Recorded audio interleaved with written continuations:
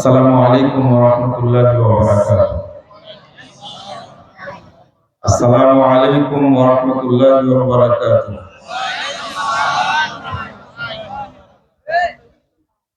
আলহামদুলিল্লাহ ওয়াস সালাতু ওয়াস সালামু আলা রাসূলিল্লাহ। আম্মা বা'দ। আউযু বিল্লাহি মিনাশ শাইতানির রাজীম। ওয়া লা ইয়াতুনাকা বিমাসালিন ইল্লা জিনাকা বিল হক ওয়া আহসানা তাফসীরা। ক্বালা সাল্লাল্লাহু আলাইহি ওয়াসাল্লাম আল কুরআন হুজ্জাতুল লাক ওয়া আলাইক। রাওয়াহু মুসলিম।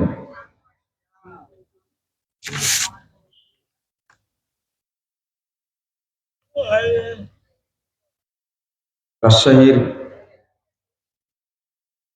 পবার অন্তর্গত ভোলহাড়িয়া ইসলামিক স্কুল এবং সার্বিক সহযোগিতায় ইসলামিক এডুকেশন অ্যান্ড দাওয়াত সেন্টার কর্তৃক আয়োজিত ইসলামিক কনফারেন্সের সম্মানিত সভাপতি, উপস্থিত উলামায়ে কেরাম, অতিথিবৃন্দ, সুধী মণ্ডলী, সামনে উপবিষ্ট শ্রদ্ধেয় মুসলিম ভাতৃমণ্ডলী, আমার প্রাণ প্রিয় ছাত্র ও যুবক ভাইয়েরা, পর্দার আড়ালের মা ও বোনেরা, সকলকে আন্তরিক অভিনন্দন ও মোবারকবাদ জানাচ্ছি। আল্লাহর কাছে দোয়া করছি রব্বুল আলামিন যেন আজকের এই মাহফিলকে কবুল করে নেন, আমিন।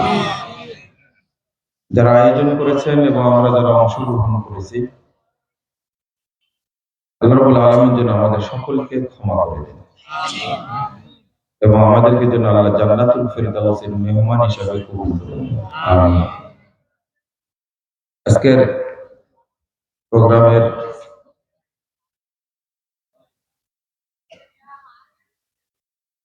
আয়োজক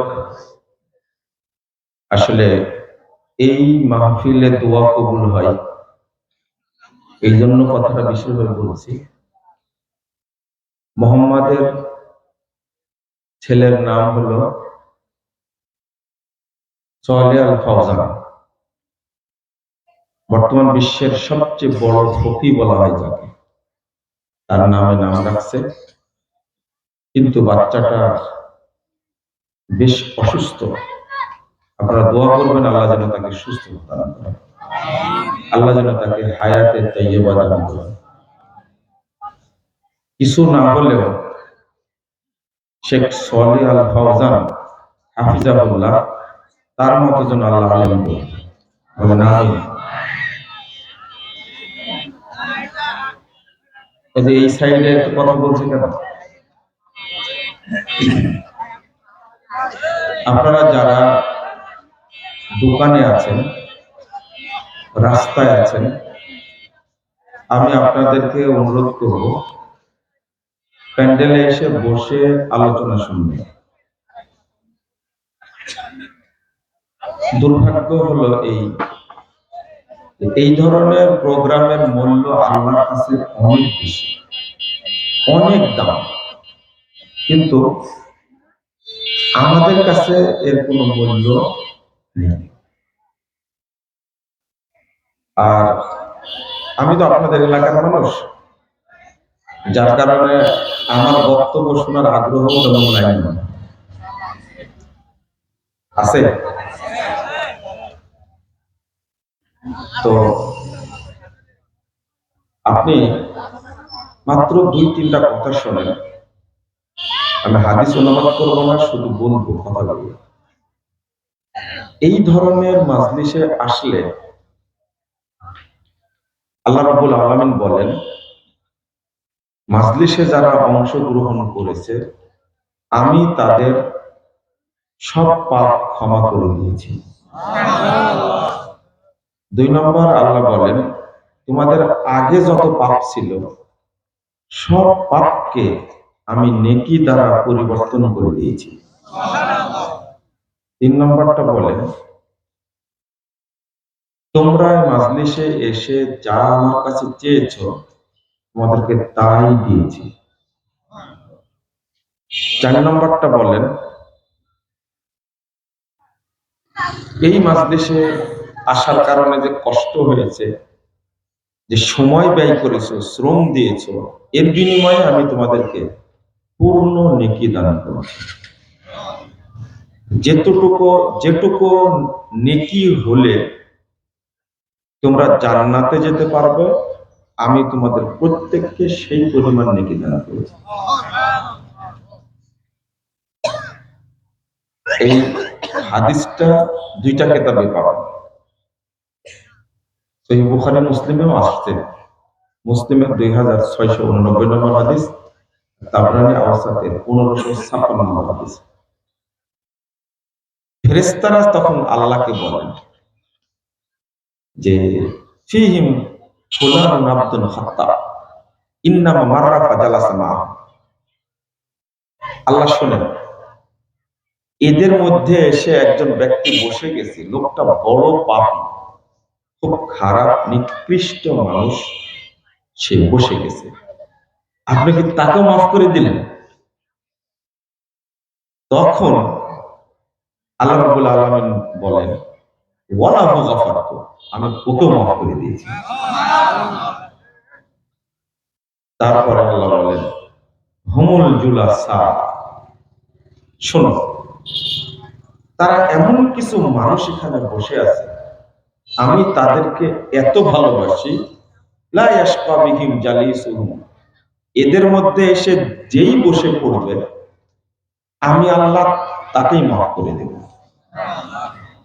আমি কেন আপনাদেরকে বলি যে প্রোগ্রামে যারা এসেছেন তারা কেউ দোকানে থাকবেন না, কেউ রাস্তায় থাকবেন না, সবাই এসে বসে যাবে। আপনার ফজিলতটাকে শুনলেন, হাদিসটা বুখারী মুসলিমের। কি গুরুত্বপূর্ণ! আপনি কালকে এটা নাও পেতে পারেন, মানে আরো সামনে 1 বছর নাও পেতে পারেন। বুঝেননি মনে হয়, তাই না? আপনি আগামী বছর আবার বা এই ধরনের মাহফিল পাবেন, এরকম কি সম্ভাবনা আছে? আপনি নিশ্চিত করে বলতে পারবেন না। আজকে যেহেতু আপনি এসেছেন, আসার আল্লাহ সুযোগ করে দিয়েছেন, অথবা আপনি বসবেন, এই কথাগুলো একটাও আমার না, আমার দাবিও না। আমার মন চায় যে বাংলাদেশের সব মানুষই যারা মুসলিম, আল্লাহ যেন সবাইকে জান্নাতুল ফেরদৌস দান করেন। আমার মনটা চায়। এই জন্য আমি সবাইকে বলি যে আপনারা এইটা করেন, এরা দলিল আছে। যেমন টঙ্গীর মাঠে তবলিগের যত মুরব্বী আছে, এত পরিশ্রম করে তারা, কি কষ্ট করে, কুয়াশা পড়ছে, বাতাস হচ্ছে, মাথায় একটা গাট্টি, কাঁধে একটা, হাতে একটা নিয়ে চলছে। আপনারা একটু দোয়া করেন তো আল্লাহ যেন তাদেরকে হেদায়েত দান করেন। আমিন। কে কে বলেননি? আমিনটা কি বলেছেন? এর একটা ফজিলত আছে, এটা কি জানেন? এর ফজিলতটা হলো শুধু আমিন বলার ফজিলত, শুধু আমিন বলার ফজিলত। আমি চাইলাম যারা টঙ্গীর মাঠে আসে, এই ইলিয়াসী তবলিগ পন্থী, আল্লাহ তুমি তাদেরকে হেদায়েত দান করো। আমিন। তো ফেরেশতা আছে আপনার সাথে, আপনাকে সাথে সাথে ওইটা কবুল না হলে আপনারটা কবুল হবে। এটা আমিন বলার ফজিলত। আপনি মনে বুঝেননি, তাই না? যার জন্য দোয়া করলাম তারটা কবুল না হলেও আপনার জন্য হবে। মনে থাকবে এই কথাটা? বলার সাথে সাথে, আমিন বলার সাথে সাথে সহিহ মুসলিমের হাদিস, ফেরেশতা বলেন ওয়ালাকা বিমিসল, তার জন্য যে পরিমাণ দোয়া করলে তোমার জন্য সেটা নির্ধারিত হয়ে গেল, এটা হয়ে গেছে। তাহলে মানুষের জন্য কল্যাণ কামনা করা, আল্লাহ কত ফজিলত রাখছে তার জন্য, তাই না? যদি করেন না, আমিন বলতে কৃপণতা করেন, অন্তর থেকে আমিন বলবেন, আপনার সাথে যত ফেরেশতা আছে সব ফেরেশতা একবারে বলবে ওয়ালা কাবে বিসিল, তার জন্য দোয়া করার কারণে তাকে আল্লাহ যতটুকু দিবে সমপরিমাণ নেকি, সমপরিমাণ ফজিলত তোমাকেও দেওয়া হলো। আমি বলেছি তারটা কবুল না হলেও আমিন বলার কারণে আপনারটা হবে। এই জন্য আমি শিখাই দিই, যার বাচ্চা হয় না সে অন্যের জন্য দোয়া করবে। বুঝলেন কথা? মানে বর্তমান পৃথিবীতে একটা বাচ্চার জন্য মানুষ যত কষ্ট করে অন্য কষ্ট মনে আর করে না, তাই না? একটা বাচ্চা দরকার। 15 বছর হয়ে যাচ্ছে বিয়ে করা, কিন্তু বাচ্চা হচ্ছে না। তাই বলে আপনার বাচ্চা হচ্ছে না আপনার জন্য দোয়া করার জন্য দরকার নেই।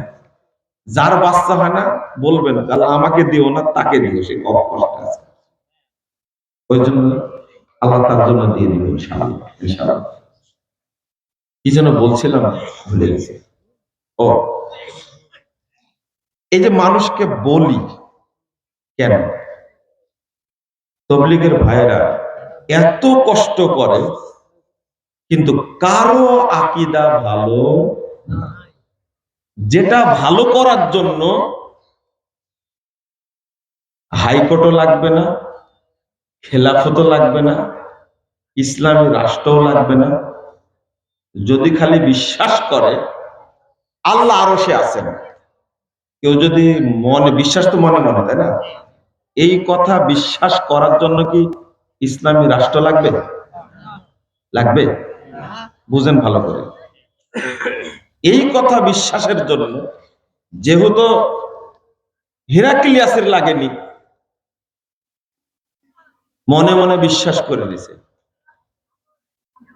সে নাজাসী বিশ্বাস করে নিয়েছে, অথচ শাসক হলো কাফেরের দেশে। মারা যখনই গেল আল্লাহ রাসূল সাল্লাল্লাহু আলাইহি ওয়াসাল্লামের উপরে খবর আসলো যখন, তখন রাসূল সাল্লাল্লাহু আলাইহি ওয়াসাল্লাম সাহাবীদেরকে বললেন, তোমরা এক জায়গায় হও, তোমাদের ভাই নাজাসী মারা গেছে, তারা জানাজা পড়তে হবে। বুঝেন, তিনি কাফের দেশের শাসক, কেউ জানে না তিনি ইসলাম গ্রহণ করেছেন। কে জানেন? আল্লাহ জানেন। মারা গেছেন তো আল্লাহ জানাই দিচ্ছেন নাজাসী মারা গেছে, তার জানাজা পড়ো, কারণ ওই দেশে তার জানাজা কেউ পড়বে না। কেউ কেউ এই হাদিস থেকে দলিল নেয় যে মাইয়েত মারা গেলে মাইকিং করা যাবে, এ হলে জাহেলে মুরাক্কাব একটা। এই দলিল থেকে এই দলিল পাওয়া গেল, বুঝেননি কথা? আবার শোনেন, নাজাসী ইসলাম গ্রহণ করেছে, তার দেশের মানুষ জানে না, মারাও গেছে।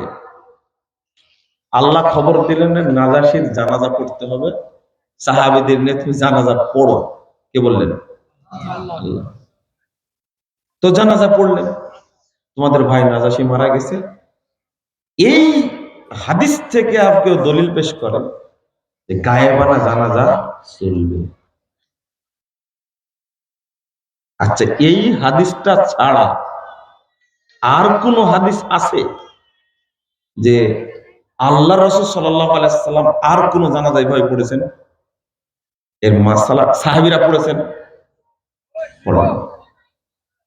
গায়েবানা জানাজা তার চলবে না যার জানাজা হয়েছে। এবার বোঝা গেছে? যার জানাজা হয়ে গেছে তার গায়েবানা জানাজা চলবে না। বাংলাদেশে চলছে, এটা একটা রাজনৈতিক ব্যবসা। কি রাজনৈতিক? কি ব্যবসা একটা।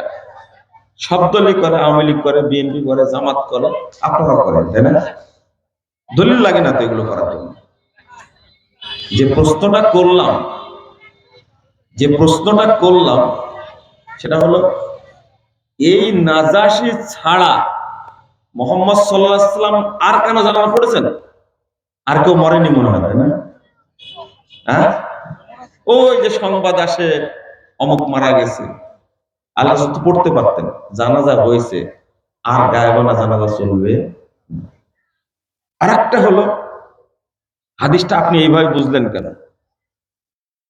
যে এই যে আল্লাহ রাসূল ঘোষণা দিলেন নাজাশী মারা গেছে, তার জানাজা পড়তে হবে, এটা প্রমাণ করে যে কি মৃত্যুর সংবাদ মাইকিং করা যাবে। হাদিসটাকে আপনার উপরে নাজিল হয়েছে, আপনি মানছেন আগে? এই হাদিসটা মেনেছেন কারা? প্রথম পালন করেছেন কারা? সাহাবীরা আগে, তারপরে তাবিরা, তারপরে কি তাবে তাবে। কিন্তু এই হাদিসটা দেখলেন না কেন? হুযায়ফা রাদিয়াল্লাহু আনহু এত বড় সাহাবী, এত মর্যাদাবান সাহাবী, তার লকব ছিল সাহিবুস সিররিন নবী সাল্লাল্লাহু আলাইহি ওয়াসাল্লাম। সব গোপন বিষয়গুলো তিনি সংরক্ষণ করতেন। এমনকি আল্লাহ রাসূল মারা যাওয়ার সময় তিনি 15 জন বা 13 জন মুনাফিকের তালিকা দিয়ে গেছিলেন তার কাছে। কয়জন? 13 অথবা 15 জন মুনাফিকের তালিকা দিয়ে গেছিলেন গোপনে। যখন উমর রাদিয়াল্লাহু আনহু শুনলেন যে তার কাছে মুনাফিকের তালিকা দেওয়া আছে, চলে গেলেন সাথে সাথে।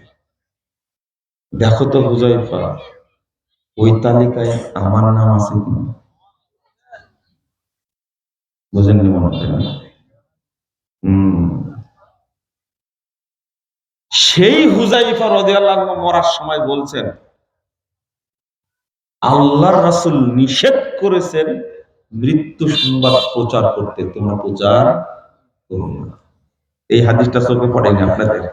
তিরমিজির হাদিস। রাগ করছেন? রাগ করছেন আপনারা? রাগ হচ্ছে একটু একটু। আমি তো সব উল্টা কথা বলি, তো এই জন্য রাগ হয় আপনার। আবার বুঝেন কথাটা। হুযায়ফা রাদিয়াল্লাহু আনহু মারার সময় বলছেন, আমার মৃত্যু সংবাদ কাউকে শোনাবে না।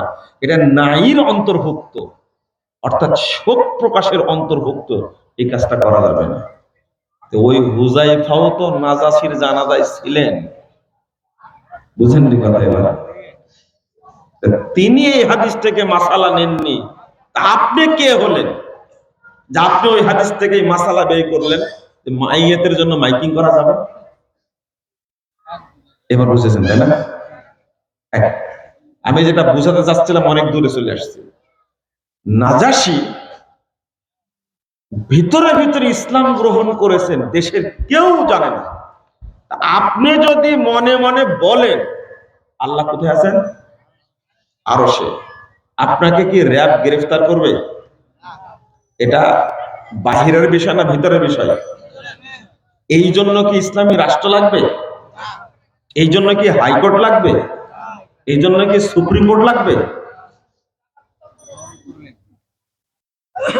তবলিগের ভাইয়েরা সবাই যে বিশ্বাস করে আল্লাহ সর্বত্র বিরাজমান।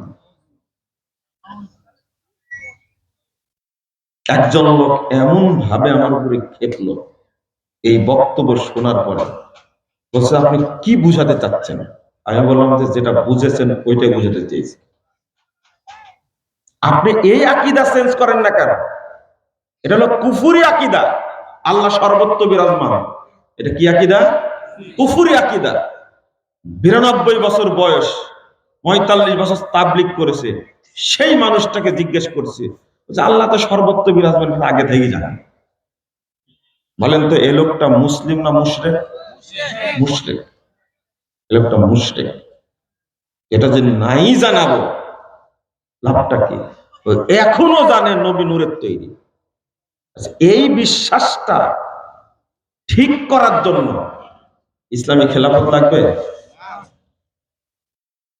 আল্লাহ নবী মাটির তৈরি, এইটা বিশ্বাস করার জন্য কি খেলাফত লাগবে? বিশ্বাস করেন না কেন? এটা বিশ্বাস করেন না কেন? সমস্যাটা কোথায় তাহলে? আপনি সালাত আদায় করেন, সালাতটা পড়ার জন্য রাসূল সাল্লাল্লাহু আলাইহি ওয়াসাল্লামের তরিকা অনুযায়ী পড়ার জন্য, এই জন্য কি হাইকোর্ট লাগবে? র‍্যাব? আচ্ছা, যে মানুষটা তাহাজ্জুদ পড়ে এই লোককে কে পাহারা দিবে? পিস টিভির একজন বিখ্যাত আলোচককে প্রোগ্রাম করতে যাওয়ার সময় গাড়ির মধ্যে প্রশ্ন করেছিলাম,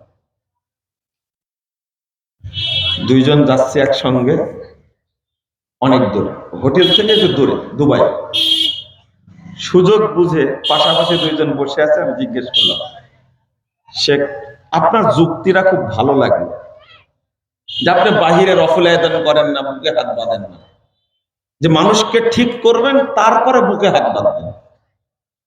তো তখন বলছে, জি জি, আমি এই কৌশলেই করি না।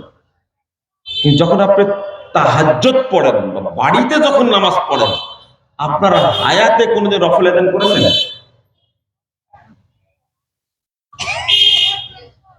প্রশ্নটা কি বুঝতে পারছেন আপনারা? আপনার হায়াতে কি কোনো রফল আয়দান করেছেন? বা কেউ দেখে না। তাহাজ্জুদ যারা পড়ে, যারা আল্লাহকে সন্তুষ্ট করার জন্য পড়ে, তারা কিন্তু তাহাজ্জুদ কেউ তার ওয়াইফের কাছে পড়ে না। এটা কি বুঝতে পারছেন আপনারা? যারা বুঝে তারা তাহাজ্জুদ কেউ তার ওয়াইফের কাছে পড়ে না, যারা সচেতন মানুষ। কারণ হলো, তার ওয়াইফ মানুষের কাছে গল্প করবে, এতক্ষণ আমার স্বামী সেজদায় থাকে, এইভাবে কাজ। আপনার ওয়াইফের কাছে আপনার চোখের পানি বের হবে না, যতই বলেন না কেন। আপনার ওয়াইফ ঘুমাচ্ছে, চোখের পানি বের হবে না। যারা সচেতন মানুষ তারা তাহাজ্জুদ পড়ে অন্য রঙে। কয়জন থাকে? একাই থাকে। এটাই হাসান বসরি রাদিয়াল্লাহু আনহু তিনি বলছেন, উক্তুমিস হাসানা কামা তাকতুমুস সাইয়্যা। পাপ কাজকে যেভাবে তোমরা ঢেকে রাখতে চাও, ঠিক সৎ কাজও ওইভাবে ঢেকে রাখো, কেউ যেন চিনতে বা বুঝতে না পারে। আপনি শাবানের সিয়াম পালন করেন, এমন ঢাক পিটাইছেন আপনি যে এলাকার সবাই জানে। আপনার ঢাক পিটানোই উদ্দেশ্য, জানানোই উদ্দেশ্য, এমনি কি হবে? শাবান মাস পুরোটাই যদি সিয়াম রাখেন, এক নিকিও যাবে না আল্লাহর কাছে, যদি উদ্দেশ্য থাকে মানুষকে জানানো। তো ওনার হাতটা ধরে বলেছে যে, মুজাফফর ভাই খুব কঠিন মানুষ, নাছোড় বান্দা, এই দুটা ভাষা বলেছে। আমি বললাম যে না, আজকে আপনাকে বলতে হবে।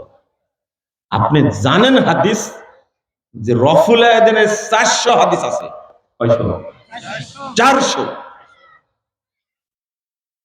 4 শতাধিক সহিহ হাদিস বর্ণিত হয়েছে। জয়ীফ হাদিস তো আছে, এটা আপনি জানেন। বুকে হাত বাঁধার সহিহ হাদিস আছে, এটাও আপনি জানেন। হায়াতে কোনোদিন আপনি এটা আমল করেছেন একদিন, এটা আজকে বলা লাগবে আপনাকে। হাসতেই থাকলেন, আজও বলেন, আজও বলেন। কি বুঝলেন তাহলে? হ্যাঁ, অত সহজ না। আল্লাহ রাসূল সাল্লাল্লাহু আলাইহি ওয়াসাল্লাম বলছেন, ইউহশারুন নাস আলা নিয়াতিহিম। 4229 নম্বর হাদিস, 4230 নম্বর হাদিস ইবনু মাজার মধ্যে আসছে। আরেকটা হাদিস হলো, ইন্নামা ইউবআসুন নাস আলা নিয়াতিহিম। যে যে নিয়াত অবস্থায় মারা গেছে, কিয়ামতের মাঠে সেইভাবে উঠবে, উঠানো হবে। আপনি গণতন্ত্রে বিশ্বাস করেন, তাই না? মরে গেছেন ওই অবস্থাতে, ওই অবস্থায় উঠবে। বলেন তো, এই লোকের সাথে আল্লাহ সাক্ষাৎ হবে কিনা? কথাটা ছোট না, কঠিন এবং জটিল কথা। আগেরটা আগে করেন, এটা আপনি খুব ভালো করে জানেন। বিবাহ না হওয়া পর্যন্ত বাচ্চা হওয়ার সম্ভাবনা নাই। আকিকা অনেক পরে, এটা বুঝার আপনার বুদ্ধি আছে, জ্ঞান আছে। আপনার বউ মারিয়াম না, স্বামী ছাড়াই বাচ্চা হবে, তাই না? বুঝেননি কথা? আপনি আগেরটা আগে, বিয়ে না করে বাচ্চার চিন্তা ভাবনা করছেন আপনি বহুদিন থেকে। আপনার আশাটা, এক ছেলে দোয়া করছে, আল্লাহ আমার আব্বা অনেক বয়স হয়ে গেছে, তুমি তাকে তাড়াতাড়ি যুবক বানায় দাও। দোয়াটা কেমন হলো বলেন তো দেখি? উল্টা কেন হবে না যুবক? দোয়া করার জন্য কি থাকা লাগবে? কি থাকা লাগবে? জ্ঞান থাকা লাগবে, জ্ঞান থাকা লাগবে। আপনি যে দোয়াটা করছেন, আমি যেটা বোঝাতে চাচ্ছি সেটা হলো, একজন মানুষের আকীদা সবচেয়ে গুরুত্বপূর্ণ, অথচ এই ফালতু মিথ্যা কুফরি এবং বেদিনী আকীদা নিয়ে সারা দেশে দাওয়াতি কাজ করছে যারা নিজের আকীদাই ঠিক নেই। ঠিক আছে, নিজের আকীদাই ঠিক নেই। তাহলে যদি মারা যায় এই নিয়াতটা, এই আকীদা নিয়ে উঠবে না। হ্যাঁ, রাসূল সাল্লাল্লাহু আলাইহি ওয়াসাল্লাম বলছেন যে ইউবআসু কুল্লু আবদিন আলা মা মাতা, যে যে অবস্থায় মারা গেছে তাকে ওই অবস্থায় উঠানো হবে। বুঝেন? তাহলে আপনি যে আকীদা নিয়ে মারা গেছেন ওই আকীদা নিয়ে আপনি উঠবেন কিয়ামতের মাঠে। মনে করেন আপনি একজন মুনাফিক লোক। মুনাফিক মানে নামাজও পড়েন, মিথ্যা কথা বলেন, নামাজও পড়েন, জেনাও করেন, নামাজও পড়েন, মদ গাঁজা সোয়ানি সবই খান, নামাজও পড়েন, আত্মসাৎ করেন, ঘুষ খান। তো আপনি যে মুনাফিক এটা আপনি না জানলেও কি জানেন? আপনি ওই অবস্থায় মারা গেলেন, আপনি কিয়ামতের মাঠে আপনাকে ফেরেশতা হিসেবে উঠানো হবে, ওই অবস্থাতে উঠানো হবে। আপনি নামাজও পড়তেন, মিথ্যা কথা বলতেন, আপনি নামাজও পড়তেন, একজনের কথা আরেকজনকে লাগাতেন, এটা ছিল আপনার অভ্যাস। এই অবস্থায় মারা গেছেন আপনি, তাহলে আপনার অবস্থানটা, উঠার অবস্থান তো ওই রকমই হবে। কিয়ামতের মাঠে কোনো তফাৎ থাকবে না। একজন শহীদ হয়ে গেছে, টুকরো টুকরো করে ফেলেছে, নাক কেটে নিয়েছে, কান কেটে নিয়েছে, চোখ তুলে নিয়েছে, টুকরো টুকরো করে কাটছে, ঠিক আল্লাহ কিয়ামতের মাঠে এইভাবে উঠাবে। বুঝছেন কথা? ইউবারিক ফি আওসালি সিলবিন মুমাসসাই। খুবাইব রাদিয়াল্লাহু আনহু নিজে বলছেন যে আমার প্রতিটা টুকরা আলাদা আলাদা করে আমাকে কিয়ামতের মাঠে আল্লাহ বরকত দান। তোমরা মনে রেখো এটা। তাহলে সাহাবীরাও বলতেন, যে জানতেন, বলতেন যে যেভাবে মারা যাবে কিয়ামতের মাঠে সে সেইভাবেই উঠবে। তো আপনারা একটু ভয় করবেন। তো জিজ্ঞেস করে, এই তুমি দাড়িটা রাখনি কেন? দাড়িটা তাল গাছের মুতার মতো একবারে ছোট ছোট করে আমেরিকা থেকে নিয়ে আসা স্কেল দিয়ে কাটছে, দেখতে মনে হচ্ছে তাল গাছের মুতা। তুমি এইভাবে কাটছিলে কেন? দাড়িটা ছেড়ে দেওয়ার জন্য কি ইসলামী খেলাফত লাগবে? যখন ইসলামী রাষ্ট্র হওয়ার পরে যখন দাড়িতে ট্যাক্স ধরবে তখন দাড়ি রাখতে হবে, তাই না? বুঝেননি মনে কথাটা? যে দাড়ি না রাখলে মাসে 1000 টাকা জরিমানা করা হবে, তখন দাড়ি রাখবেন আপনারা? দাড়ি রাখার জন্য কি হাইকোর্ট লাগবে? দাড়ি লম্বা করলে কি আপনাকে র‍্যাব ধরে নিয়ে যাবে? এরকম কোন বাংলাদেশের পরিবেশ আছে নাকি? ও, দাড়ি রাখাতে কে খোঁচায়? রাখেন না কেন আপনি? শয়তান খোঁচায়, শয়তান। দাড়ি কাট। আর ফতোয়া দিয়েছেন 40 হাত দূর থেকে দাড়ির মতো দেখতে পেলেই এটাই দাড়ি। আমার মনে হয় ইবলিসে এরকম শয়তানি ফতোয়া দিতে পারবে না। আপনি ফতোয়া দিয়ে দিলেন, মানে দাড়ি কাটার ফতোয়া দিয়ে দিলেন। রাখেন না কেন দাড়ি? টাকনুর নিচে প্যান্ট পরেন আপনি, এটা আপনার অভ্যাস, আপনার বয়স। আমি একটা হাদিস শোনাবো বলে এগুলো বলতেছি, এমনি বলিনি। শেষ পর্যায়ে ওটা বলেই দেখে আপনার ভিতরে ঢোকানো যায় কিনা। আপনার বয়স এইখানে কারা কথা বলছে ভাই? এর স্বেচ্ছাসেবক নাই? এই ভদ্রলোকগুলোকে আমার কথা শুনতে পাচ্ছে না? এখানে এতগুলো মানুষ বসে আছে, এই এলাকার আদব নাই? এতগুলো মানুষ এখানে বসে আছে, তারা চুপচাপ আলোচনা শুনছে। এই ভদ্রলোকগুলো কে ডাকছে এখানে আসার জন্য? দূরে যেতে পারে না তারা? শুরু থেকে কথা বলছে, আমি সহযোগিতা চেয়েছি আপনাদের। আয়োজন করতে টাকা লাগে না? ডেটটা কয়বার চেঞ্জ হয়েছে? এক আশ্চর্য। এদেরকেই বলা হয়েছে উলাইকা কাল আনাম বাল হুম আযাল। এরাই হলো চতুষ্পদ জন্তুর মতো, বরং তার চেয়েও খারাপ। এখানে আলোচনা হচ্ছে একটা ভদ্রতা, সৌজন্যতা আছে, একটা বিবেক আছে। চলেন, কি বলছিলাম? না, আমরা এগুলো বুঝি, এর মধ্যেই কথা বলে যায়, কারণ একটা শ্রেণী থাকে। গত দিনে পরিকল্পনা করে, ইচ্ছা করে নারায়ণগঞ্জের একটা প্রোগ্রামে কাজগুলো করা হয়েছে। পরে এলাকার কয়েকজন মানুষ তাদেরকে আশা করে শাস্তা করেছে। কি পেয়েছিস তোরা? মানে পরিকল্পনা একটা। আমি বলছি না গোলঘাটের মানুষ পরিকল্পনা করে এগুলো করছে, আমি মনে করছি এটা উচ্ছৃঙ্খল করেছিল। আমি পরিকল্পনার কথা বলছি না, আমাকে আপনারা মাফ করবেন। কোন কোন জায়গায় কি হয় জানেন? বক্তব্য শুরু করেছি, পরিকল্পিত ভাবে এসেছে, শুরু করে 1 মিনিটও হয়নি, একসঙ্গে সব লোক উঠে চলে গেছে। মাঝখান থেকে বসেছিল, উঠে চলে গেছে।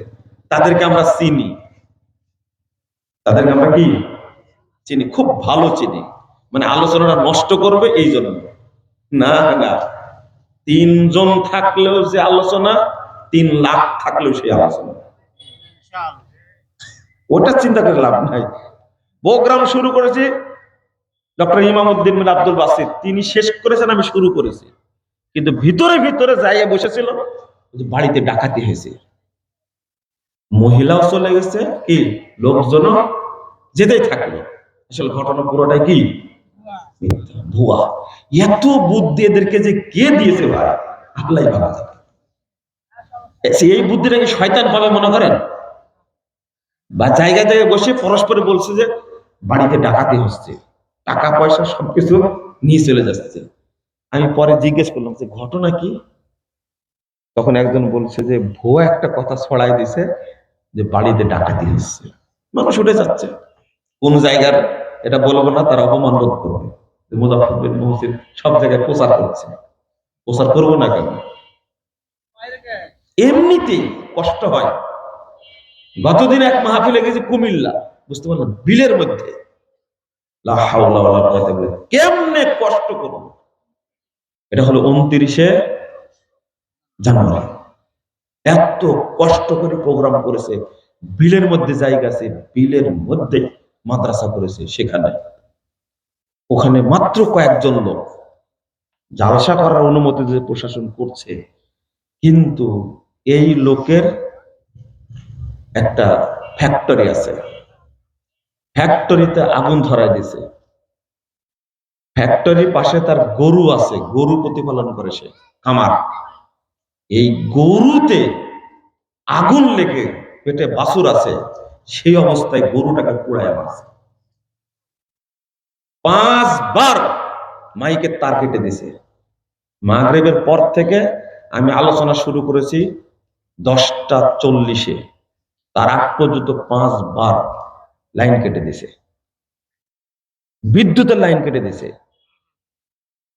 এরাও নাকি মুসলমান? আপনারা বলেন এরাও কি মুসলমান? আরে মুসলমান, এরা মানুষই না। আগে তো মানুষ, তারপরে কি মুসলিম, তাই না? এরা মানুষই না, এরা ইহুদি খ্রিস্টানের চেয়েও বেশি খারাপ। কেন?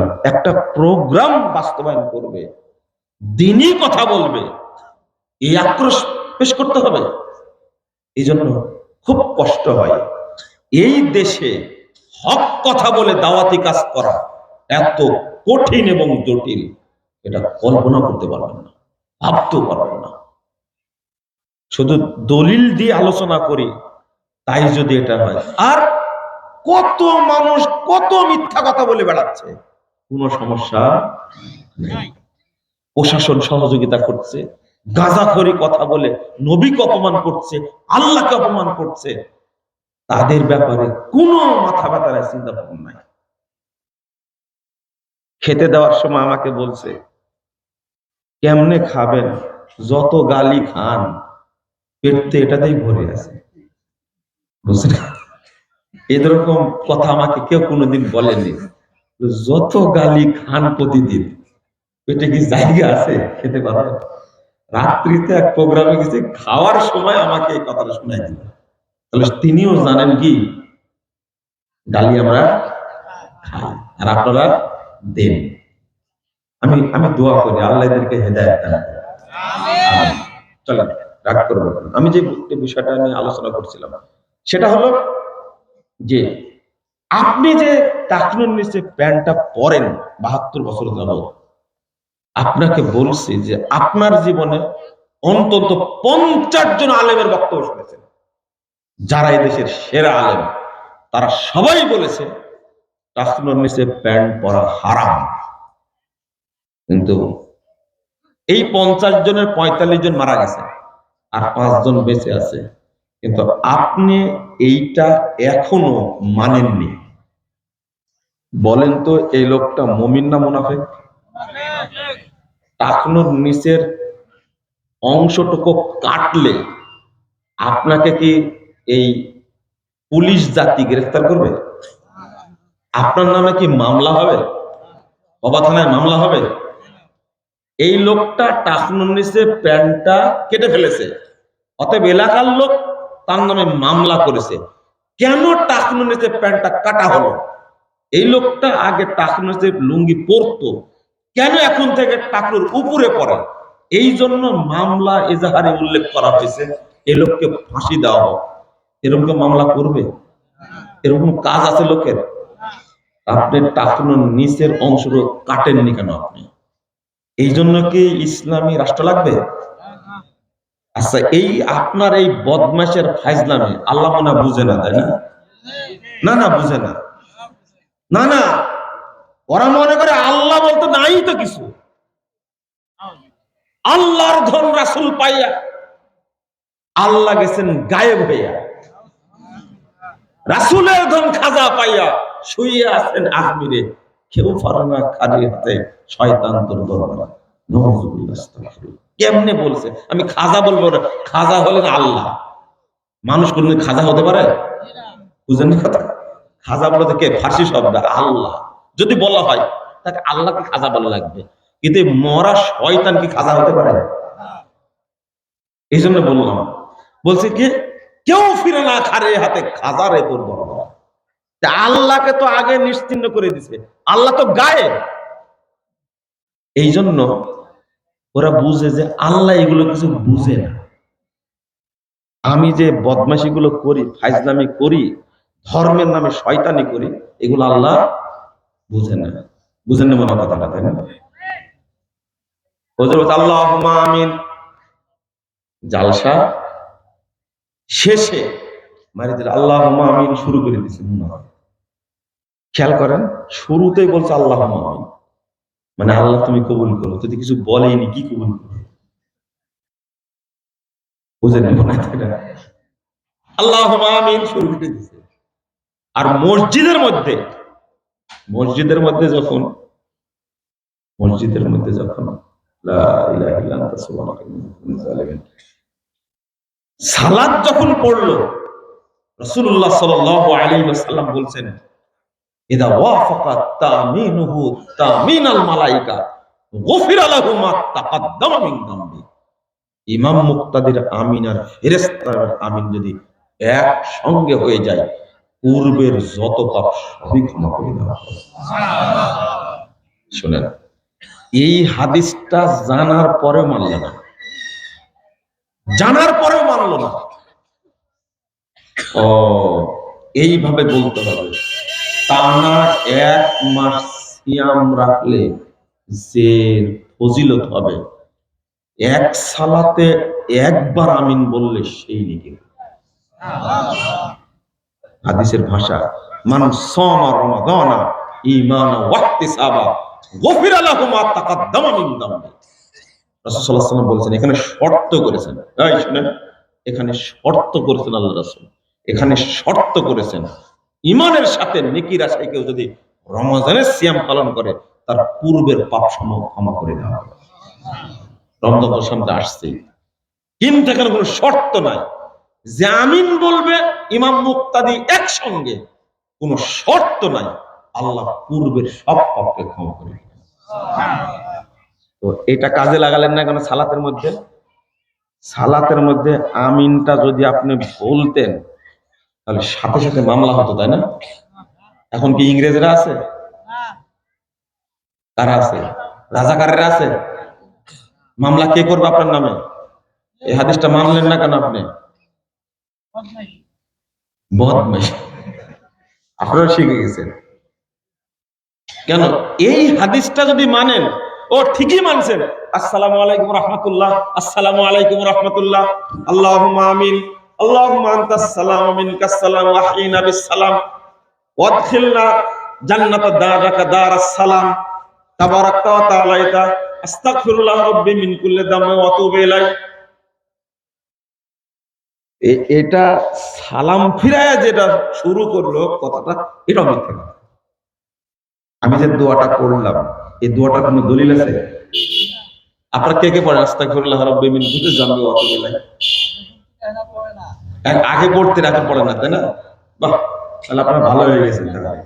শুনেন, এই যে আপনারা জোরে জোরে আমিন বলা শুরু করলেন, অবশ্য নতুন ভার্সন এখন আসছে, আল্লাহুম্মা আমিন চুপ, ইমাম কি চুপ, কিন্তু নতুন ভার্সন এটা। মুক্তাদিরা শুধু বলছে আল্লাহুম্মা আমিন, আল্লাহুম্মা আমিন, বলে না মসজিদে বলছে, কিন্তু ইমাম কি, ও এখন বোবা হয়ে গেছে, সব কি চুপচাপ। জোরে কেরাত পড়লো ইমাম এত সুন্দর সুরে, তখন কিন্তু আমিন বলে, আর এখন ইমাম বোবা হয়েছে, মুক্তাদিরা আমিন বলতেছে, মারতেছে আল্লাহুম্মা আমিন, আল্লাহুম্মা আমিন। আমার উপরে এমন খেপা কিছু মানুষ বলছে আল্লাহুম্মা আমিন বলতাম, আপনি এটাও বলতে দিলেন না। আমি বললাম যে আপনি তো কিছুই বলেন না, সালাতের মধ্যে যখন গায়রুল মাগদুবি আলাইহিম ওয়ালাদ-দাল্লিন বলেন তখন কি বলেন আপনারা? তখন আগামীকাল থেকে আল্লাহুম্মা আমিন বলেন।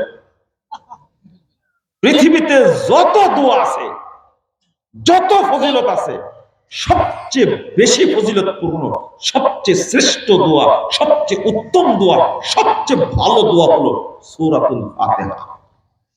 তখন শুধু আমিন বললে চলে, আর এই সাধারণ দোয়াতে কি বলা লাগে? আল্লাহুম্মা আমিন। বলছে যে এটা যে বলতাম আপনি এটাও বন্ধ করে দিলেন।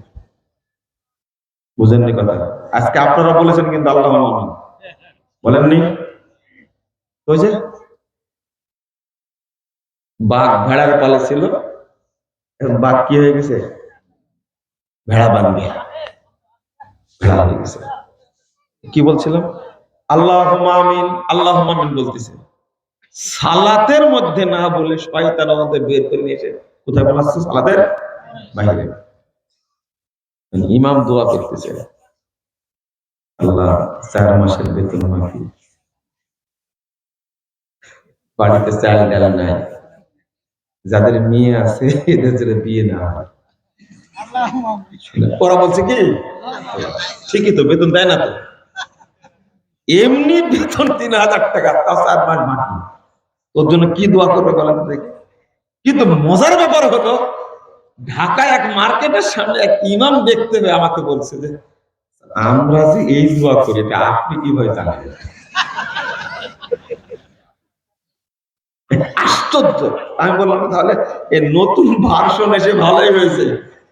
হ্যাঁ ভালো হয়েছে তো, আগে জোরে দোয়া করতে হতো, বিভিন্ন সভাপতির নামে, সেক্রেটারির নামে, অমুক ব্যক্তির নামে দোয়া করতে, নাম নিতেই হতো।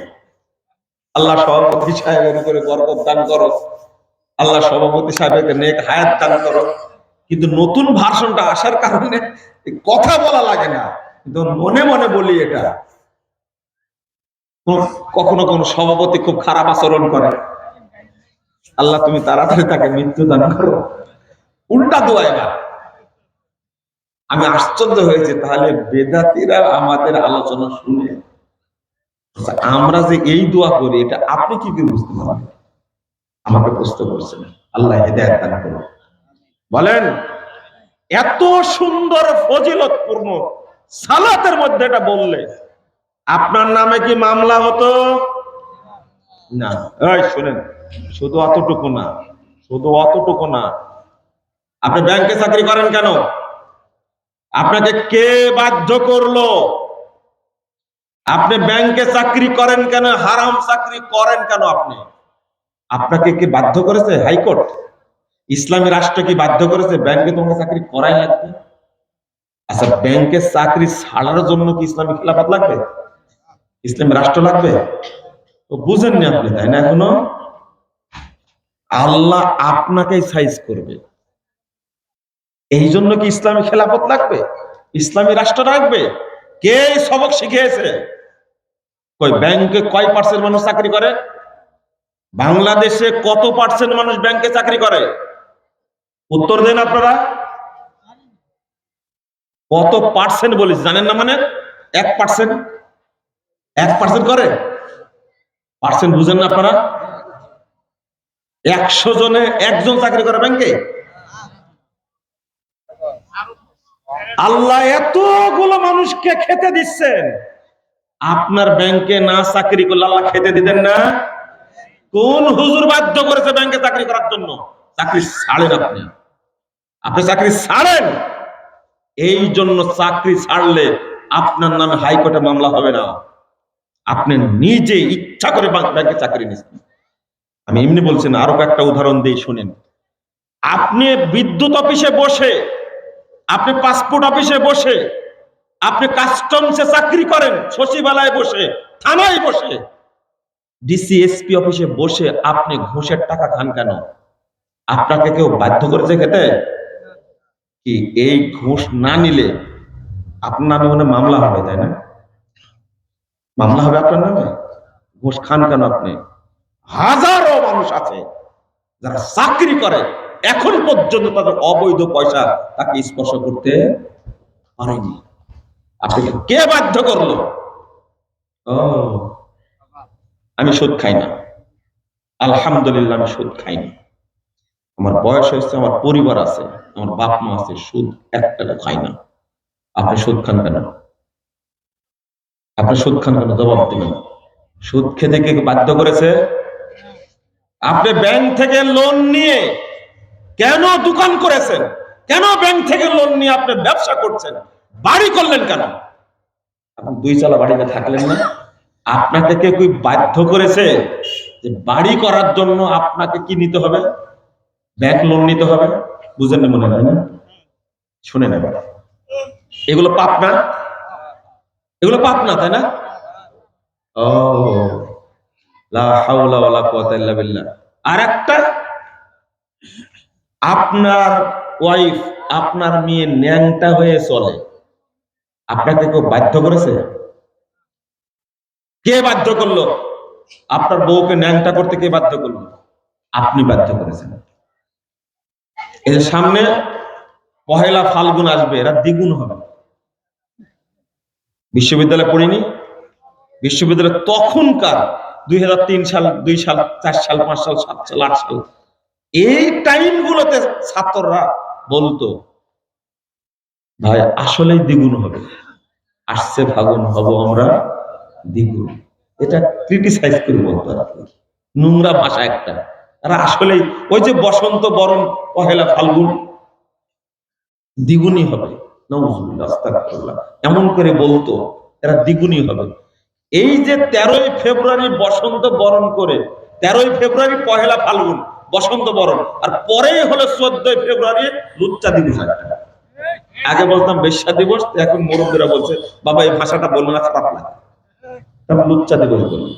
ও লুচ্চামি করছে, পতিতাগিরি করছে, বেশ্যাগিরি করছে, তাতে সমস্যা নাই, আমি শুধু বললাম বেশ্যার দোষ দিবস, তাই বলছি, খুব শুনতে খারাপ লাগে, এটা বলার দরকার নেই। কথা কি বুঝতে পারলেন?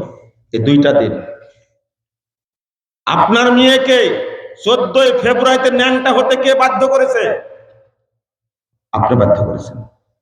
আপনার ওয়াইফকে কে বাধ্য করেছে? 14ই ফেব্রুয়ারি আপনি যাবেন না অনুষ্ঠানে, আপনি বের হবে না, কেউ বাধ্য করবে আপনাকে? আপনার নামে কেউ মামলা দিবে? সরকার কিছুই করলো না মনে করেন, সরকার কি করবে? আপনি যদি ঘরোয়া ভাবে বাদ দেন, আপনি আপনি ঘরের মধ্যে নষ্ট করছেন নিজের সন্তানকে, ওয়াইফাই লাইন দিয়ে রাখছেন, ডিশ লাইন নিয়ে রাখছেন, ঘরের মধ্যে বন্দি অবস্থায় সে নোংরা ভিডিও দেখে জীবনটাকে নষ্ট করছে, কত মেয়েকে ধর্ষণ করছে। আপনাকে ওয়াইফাই নিতে থেকে সরকার বাধ্য করেছে? ডিশ লাইন নিতে থেকে সরকার বাধ্য করেছে? আপনার বাড়ির মধ্যে আপনি আপনার বাড়িটাকে বেশ্যাখানা করে রাখছেন, এটা কে বাধ্য করেছে আপনাকে? আমি এইগুলোর পিছনে আচ্ছা আচ্ছা আচ্ছা, ঠিক আছে, বারাকাল্লাহ ফিকুম। আমি বলছিলাম যেটা, এগুলো বাধ্য করলো কে? আপনি নিজেই করছেন ইচ্ছা করে। আমি ইবাদতের মধ্যে এখন ঢুকিনি, ওই হাদিসটা বলার জন্য এত কথা বললাম। সেটা হলো, আম্মাল মুমিন ইয়ারা দুনুবাহু কান্নাহু কায়দুন তাহতা জাবালিন ইয়াখাফু আন ইয়াকা আলাই। সহিহ বুখারী 6308 নম্বর হাদিস। মুমিন ওই ব্যক্তি যে পাপকে ভয় করে, এমন ভয় করে পাপটা হলো বিশাল পাহাড়, বিশাল পাহাড় পাপটা। পাপ এত বড় বড় পাপ, পাপ বড় হয় কত বড় জানেন না? এটা নেকিও যেমন বিশাল বড়। জানাজা পড়লেন, এক নেকি আল্লাহ দিবেন, সেই নেকিটা হবে উহুদ পাহাড়ের মতো। বুঝেন না কোনো? তাই না? তাহলে নেকি বড় হয়, তাই না? পাপ ঠিক ওই রকম বড়। কত বড়? লা হাওলা ওয়ালা কুওয়াতা ইল্লা বিল্লাহ, আস্তাগফিরুল্লাহ। পাপ কেমন জিনিস? 11372 নম্বর হাদিস একটা তাবরানী কাবিরের মধ্যে এসেছে। আলবানী হাদিসটাকে হাসান বলেছেন। 1853 নম্বর হাদিস সিলসিলা সহিহের মধ্যে বলছেন, আল খামরু উম্মুল ফাওয়াহিশ।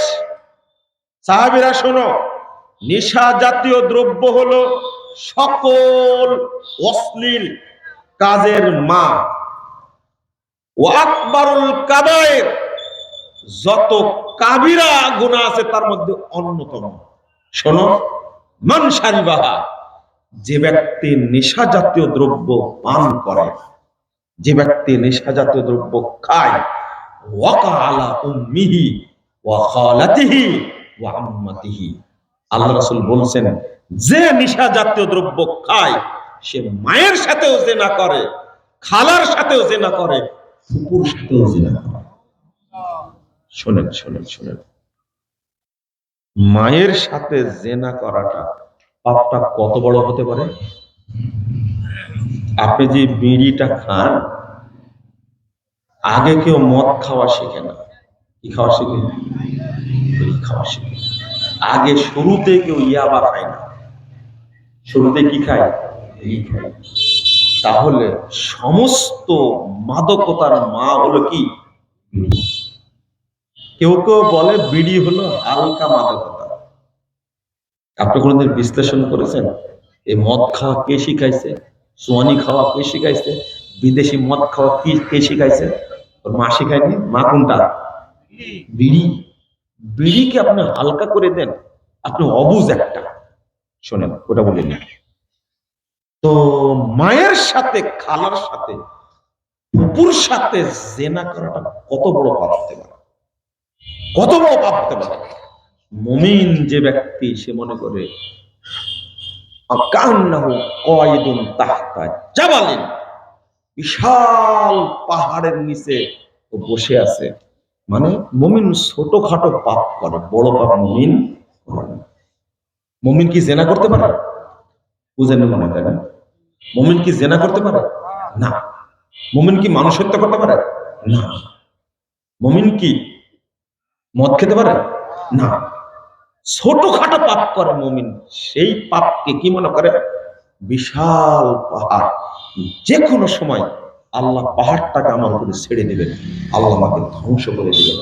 যে পাপকে সব সময় ভয় করে সে মুমিন। বলেন তো, যে পাপকে সর্বদা ভয় করে সে কি? ওয়াম্মাল ফাজির ইয়ারা দুনুবাহু কাযুবাবিন মাররা আলা আনফিহি। আর মুনাফিক ওই ব্যক্তি যে পাপকে পরোয়াই করে না, অনর্গল করতে থাকে। ওই যে নাকের কাছ দিয়ে একটা মাছি গেলে ধরো এরকম না, ঠিক এইভাবে বলছে মাররা আলা আনফিহি, ওই যে নাকের কাছে মাছি চলে গেল, এই হলো মুনাফিক। এ কি? যে পাপকে পাপ মনে করে না। এ কি? আবার বলেন, পাপকে যে পরোয়া করে না সে কি? জোরে বলেন। যে পাপকে ভয় করে না, অনর্গল পাপ করতে থাকে সে কি? 72 বছর যাবত আপনি টাকুর নিচে প্যান্ট পরছেন, বলেন তো আপনি কি? আপনি 75 বছর যাবত সুদ খাচ্ছেন, বলেন তো কি আপনি? আমি রুল বললাম, একটা মূলনীতি বলে দিলাম, যে ও ভয় করে না বলেই তো এখনো করে, তাই না? এ মুনাফিক, এ মুনাফিক। সি সি সি সি, কত বড় মুনাফিক! আরে আব্দুল্লাহ বিন উবাই মুনাফিক ছিল মাত্র 7-8 বছরে। আর আপনার মধ্যে যে স্বভাব, আমার মধ্যে যে স্বভাব, তাতে আমি আব্দুল্লাহ বিন উবাইয়ের চেয়ে বড় মুনাফিক, তাই না? বুঝেননি কথা? সি সি সি সি, নাউযুবিল্লাহ। এরপরেও দাবি করি আমি জান্নাতে যাব, তাই না? ভাবখানা মুনাফিক এরকম যে ও জান্নাতে চলেই গেছে। লা হাওলা ওয়ালা কুওয়াতা ইল্লা বিল্লাহ। আমি এটা বুঝালাম। সবগুলো মিলায় রাখবেন। একটা মহিলার বয়স 65 বছর, এখনো সে বুরকা পরে না। আর ফ্যাশন কত, বাজার করতে গেছে যে এমন ভাবে লিপস্টিক মেরে গেছে, আপনারা কি দেখেন না? আপনাদের চোখে পড়ে না? বাজারে আপনারা যান না? এই বুড়ির দিকে কে তাকাবে? ওই তাকানোর বয়স আছে না? তার ফ্যাশনই আলাদা। এটা লজ্জাও করে না, শরমও করে না। 70 বছরের বুড়ির দিকে কেউ তাকাবে? সে যেভাবে সাজুগুজু করেছে মনে হয় শয়তানের সাথে বিয়ে করবে, এই জন্য রেডি। এটা শরমটা কত নিচে নেমে গেছে, একটুকু ভয় করে না, একটুকু ভয় করে না। ভরুটা এত সুন্দর করে কাটছে, ভরু কাটা কি হালাল? আপনার ওয়াইফই তো কাটে, মাফ করবেন, আপনাকে বলি না এই কথা বলতে, আপনাকে বলি কাটে কেন? ভরু কাটা কত বড় অপরাধ, এটা একটা কাবিরা গুনাহ। আপনার ওয়াইফ ভরু কাটে তো কাটে, তাও ওই যে কি জায়গায় গিয়ে কাটে, পার্লার। আপনারাও জানেন তাহলে জীবনে কোনোদিন বউকে মেয়েকে এই জায়গায় পাঠাবেন না। আচ্ছা, কোন মুমিন ব্যক্তির বউকে এই সমস্ত নোংরা জায়গায় পাঠায়? সি সি সি, নাউযুবিল্লাহ, আস্তাগফিরুল্লাহ, আস্তাগফিরুল্লাহ। এই যে ও বিয়ে হওয়ার আগ থেকে পার্লারে যায়, বিয়ে হওয়ার পরের পার্লারে যায়, এখন ওর বয়স 65 বছর, তাও পার্লারে যায়। আপনি কি বুঝতে পারছেন আমি কি বোঝাতে চাচ্ছি? বলেন তো, মুমিন না মুনাফিক? টাটকা মুনাফিক। আমাকে আল্লামা সাইদি রাহিমাহুল্লাহ তিনি বলছেন, কিছু কথা বললে বলছে যে ডাহা মিথ্যা কথা। আমাকে বলতেন বাবা এটা ডাহা মিথ্যা কথা, মানে এটা কিন্তু বইয়ে লেখা আছে, কিছু কিছু ভাষা আমার কাছে নকল করতেন, হাসতেন। বলছে তাহলে এটা মনে হয় এ হলো কাঁচা মুনাফিক। আমি বললাম এগুলো আপনার মুখস্থ করার দরকার নেই, এই গল্প করে মানুষ গিয়ে। আমি আপনাদের একটা জিনিস বুঝাতে চেয়েছিলাম, কিন্তু ওই বুঝটা না দিয়ে বক্তব্যটা অন্যদিকে ঘুরে গেছে। যেটা আল্লাহ চেয়েছেন সেটা বলে দিয়েছি, আল্লাহ যেন মাফ করে আমাকে। শুনেন, বর্তমান প্রেক্ষাপটে সবচেয়ে জরুরি প্রসঙ্গ, যেটা সবচেয়ে জরুরি প্রসঙ্গ, সেটা হলো মানুষের আকীদার সংস্কার। কিসের? আকীদার সংস্কার। আর এই দায়িত্বটা পালন করতে হবে আপনাদেরকে। কাদেরকে? আপনাদেরকে। আচ্ছা, যে ড্রেনের মধ্যে নেমে সাবান মেখে গোসল করে, ওর পবিত্র হওয়ার কোনো সম্ভাবনা আছে? হ্যাঁ, সম্ভাবনা না। ও তো নিজে ড্রেনের মধ্যে আছে। আপনাদের কথা কেন বললাম? আলহামদুলিল্লাহ, আহলুল হাদিসদের আকীদাটা অন্তত ভালো, তাই না? বুঝেননি কথা? আহলুল হাদিসদের আকীদা কি ভালো না? আলহামদুলিল্লাহ, আকীদার দিক থেকে আহলুল হাদিসরা আলহামদুলিল্লাহ সবচেয়ে বেশি এগিয়ে, সবচেয়ে বেশি এগিয়ে, আলহামদুলিল্লাহ। তো আকীদা ঠিক আছে, আলহামদুলিল্লাহ, আমলও ঠিক আছে, কিন্তু দাওয়াতের ব্যাপারে আহলুল হাদিসরা সবচেয়ে বেশি পিছিয়ে। দেখেন না, টঙ্গীর মাঠে সবাই চলে গেছে কি নিয়ে?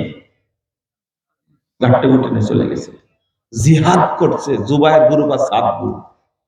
যদিও তাদের কাছে এলেম বলতে কিছু নেই। কি এলেম আছে জানেন? এলেম আছে যে মক্কায় সালাত আদায় করলে 1 লক্ষ গুণ বেশি নেকি হবে, আর টঙ্গীর মাঠে সালাত পড়লে 1 কোটি গুণ বেশি নেকি হবে। আপনারা নাউজুবিল্লাহ বলছে, ওরা বলে সুবহানাল্লাহ, এত জোরে বলে সুবহানাল্লাহ। বলেন তো, এই কথা যে বলবে সে কি আর মুসলিম থাকতে পারবে? মক্কার সাথে কোন স্থানের তুলনা করা যাবে? কেমনে ভাষাটা বলল যে মক্কায় সালাত আদায় করলে 1 লক্ষ গুণ বেশি নেকি হবে, আর টঙ্গীর মাঠে সালাত পড়লে 1 কোটি গুণ বেশি নেকি হবে। এই যুবক ভাইরা, তোমাদের একটা কথা বলি, শোনো, তোমাদের বলি। আচ্ছা, এই মিথ্যা কথার প্রতিবাদ তোমার ভাইরাস বক্তা করেনি কেন এখন? এই প্রশ্নটা তোমাকে করে গেলাম। তুমি যার ভক্ত, সে তো দাজ্জাল। সে কি? দাজ্জাল। কেন দাজ্জাল বলছে? ও বলছে যে ভাইরাস বক্তা তো অভাব নাই, তাই না? বলছে যে স্ত্রীর নিচের ঠোঁটে যদি কেউ চুম্বন করে তাহলে তার জন্য কবুল উমরার নেকি লেখা। কি বললেন? শোনেন, যে ভাইরাস বক্তা এই কথা বলেছে তাকে 15,000 টাকা কর্তৃপক্ষ বেশি দিয়েছে। কারণ তারাও খুশি, মহিলারাও খুশি, বক্তা পাথেও পেশ ও খুশি। কিন্তু এই দাজ্জাল বললোটা কি? বুঝেন না কথা? এটা কি এলেম? এটা কি এলেম? এলেম। এই যুবক ভাইরা, আচ্ছা, এই কথাটার প্রতিবাদ কেউ করে না কেন? যে টঙ্গীর মাঠে গেলে হজ্জের নেকি পাওয়া যায়। আচ্ছা, এই কথাটার প্রতিবাদ দরকার ছিল না? ছিল না? দরকার ছিল কি? ছিল। তোমার ভাইরাস বক্তা সবকিছুই বলতে পারে, এটা বলতে পারে না কেন? টাকা দিবে না। হ্যাঁ, টাকা দিবে না। তোমার ভাইরাস বক্তা কেন বলে না যে 15ই শাবান যদি কেউ সিয়াম রাখে একদিন, রাত্রে যদি ইবাদত করে, সারা বছর যত আমল করেছে সব নষ্ট হয়ে যাবে? তোমার বক্তা এটা বলে না কেন? তোমার ভাইরাস বক্তা কি এটা জানে না যে বাংলাদেশে 15ই শাবান, 15ই শাবানে বাংলাদেশে যেটা করা হয় দুর্গা পূজাতে হিন্দুরা সেটা করে না। 15ই শাবান মাজারে মাজারে গিয়ে সবাই ইবাদত করে, মাজারে গিয়ে সুরমা মাখে, মাজারে গিয়ে দান করে, কিন্তু হিন্দুরাও এত সুন্দর করে দুর্গা পূজা উদযাপন করে। তোমার বক্তা বলতে পারে না এটা? 15ই শাবান এই বেদাতে সিয়াম পালনের অর্থই হলো সারা বছর যত আমল করেছে সব নষ্ট হবে, সব বাতিল হয়ে যাবে। হাদিসটা বুঝেন? 2357 নম্বর হাদিস, নাসাইর মধ্যে এসেছে। রাসূল সাল্লাল্লাহু আলাইহি ওয়াসাল্লাম বলেছেন, যালিকা শাহরুন ইয়াগফুলুন নাস বাইনা ফিহি বাইনা রজব ওয়া রমাজান হাদা শাহরুন তুরাফুল আমাল। রাসূল সাল্লাল্লাহু আলাইহি ওয়াসাল্লাম বলছে এই মাসটা এমন একটা মাস যে মাসে মানুষ গাফেল থাকে, যে মানুষ এই মাসে গাফেল থাকে, এই মাসটা হলো রজব এবং রমাদানের মাঝখানে। নামটা কি? শাবান। এই শাবান রাসূল সাল্লাল্লাহু আলাইহি ওয়াসাল্লাম বলছেন এই শাবান মাসে আল্লাহর কাছে ব্যক্তির বাৎসরিক রিপোর্টটা পেশ করা হয়। সারা বছর 2 দিন পেশ করা হয়, এন্ট্রি করা হয়, সেটা হলো সোমবার এবং বৃহস্পতিবার। রাসূল সাল্লাল্লাহু আলাইহি ওয়াসাল্লাম বলেন তুফতাহু আবওয়াবুল জান্নাহ ইয়াউমাল ইসনাইন ওয়া ইয়াউমাল খামিস। রাসূল বলেন যে সোমবার এবং বৃহস্পতিবার এই 2 দিন জান্নাতের সব দরজা খুলে রাখা হয়। সোমবার এবং বৃহস্পতিবার জান্নাতের দরজা আল্লাহ খুলে রাখেন। আল্লাহ রাসূল সাল্লাল্লাহু আলাইহি সাল্লাম বলেন এই সোমবার বৃহস্পতিবার মুশরিক এবং গীবতকারী ছাড়া আল্লাহ সবাইকে ক্ষমা করে দেন। আপনার ভাইরাস বক্তা এই কথা বলে না কেন? 15 শাবানের সিয়াম রাখার হাদিসটা যদি সহি হিসাবে ধরে নেওয়া হয়, তাহলে আপনাকে প্রশ্ন করব 15 শাবান বেশি গুরুত্বপূর্ণ না সোমবার বৃহস্পতিবার বেশি গুরুত্বপূর্ণ? এই ফজিলত নাই যে 15 শাবান জান্নাত খোলা রাখা হয়, জাল দলিল নাই। শুনেন, আমি হাদিসগুলো সব দেখেছি, পাওয়ার চেষ্টা করেছি, দেখি তো এরকম কোন হাদিস আছে কিনা যে জান্নাত খুলে রাখা হয় 15 শাবান। কোন জাল হাদিস আছে কিনা আমি পাইনি। কিন্তু সহিহ মুসলিমের হাদিস, আল্লাহ রাসূল সাল্লাল্লাহু আলাইহি ওয়াসাল্লাম বলেন সোমবার বৃহস্পতিবার 2 দিন জান্নাতের দরজাগুলো খোলা রাখা হয়। আর একটা হাদিসের ব্যাপারে আলোচনা আছে, আলবানী বলছেন হাদিসটা সহিহ বা হাসান, যে 15 শাবানের দিন আল্লাহ রাব্বুল আলামিন উকি মারেন। কি মারেন? সমস্ত জাহানেরকে উকি মারেন। শোনেন, উকি মারেন এবং সব বান্দাকে ক্ষমা করে দেন, মুশরিক এবং হিংসুক বা গীবতকারীকে বাদ দিয়ে আল্লাহ সবাইকে ক্ষমা করে দেন। এই হাদিসকে সবাই জয়ীফ বললেও আলবানী রাহিমাহুল্লাহ বলছেন হাদিসের সনদ ঠিক আছে, কিন্তু আলবানী এটাও বলছেন ফজিলত এইটা আছে, কিন্তু রাতে ইবাদতও নাই, সিয়ামও নাই। ভালো কথা, আলবানীর কথাটা চুরি করে তারা। একটু বুঝেন, এতটুকু শুধু আল্লাহ কি করেন? উকি মারেন, ক্ষমা করে দেন। এটা বছরে কয়বার? একবার। কিন্তু এত হাদিস বর্ণিত হয়েছে, মুহাম্মদ সাল্লাল্লাহু আলাইহি ওয়াসাল্লাম বলছেন যে 1145 নম্বর হাদিস, 1145 নম্বর হাদিস সহিহ বুখারী, আল্লাহ রাসূল সাল্লাল্লাহু আলাইহি ওয়াসাল্লাম বলছেন আল্লাহ রাব্বুল আলামিন প্রতি রাত্রিতে দুনিয়ার আসমানে নেমে আসেন এবং বান্দাকে বলেন কে আছো আমার কাছে ক্ষমা চাইবে, আমি আগফিরাল্লাহ, আমি তাকে ক্ষমা করে দিব। কে আছো রুজি চাইবে, আমি তাকে রুজি দান করব। বুঝেননি কথা? আল্লাহ বলতেই থাকেন। কে আছো অসুস্থ ব্যক্তি, আমি তা কি করে দেব? সুস্থ করে দেব। কে দোয়াকারী ব্যক্তি, আমার কাছে দোয়া করো, আমি তার দোয়া কি করব? কবুল করব। কয়দিন করেন এটা? প্রতি রাত্রিতে দুনিয়ার আসমানে নেমে আসেন। কিন্তু ওই 15 শাবানের এই হাদিসে নাই যে আল্লাহ দুনিয়ার আসমানে নেমে আসেন। বুঝলেন কথা? আল্লাহ বান্দার নিকটবর্তী হলেন না, কিন্তু 15 শাবানে তো সেটা নাই। তা আপনার ভাইরাস বক্তা এটা বলতে পারে না? দুইটা বলবে। শোনেন, সোমবার এবং বৃহস্পতিবারের ফজিলত শোনেন, আর 15 শাবানের ফজিলত শোনেন, দুইটা পার্থক্য করতে পারে না। কেন বলে না? শাবান মাসে আপনি নিয়াত করে সিয়াম শুরু করবেন, অনেকেই করে, শুরু করবেন, নিয়াত করবেন হয়তোবা শাবান মাসে আজকে আমার আমলগুলো আল্লাহর কাছে পেশ করা হবে, তখন আমি কি সায়েম, বুঝেননি? বুঝছেন? পরে আর একটা করবেন, আল্লাহর কাছে আশা করছি আমার আজকের দিনে আমার আমলগুলো আল্লাহর কাছে বাৎসরিক আমল পেশ করা হবে। আপনারা কি বুঝতে পারছেন? আচ্ছা, যদি পেশ নাও করা হয় আপনি কি নেকি পাবেন না? হ্যাঁ, ওই নিয়াত করে শুরু করবেন, ওই নিয়াত করে শুরু করবেন। একটা সিয়াম করি, দুইটা সিয়াম করি, এইভাবে করতে করতে করতে করতে আল্লাহ রাসূল পুরোটাই করতেন।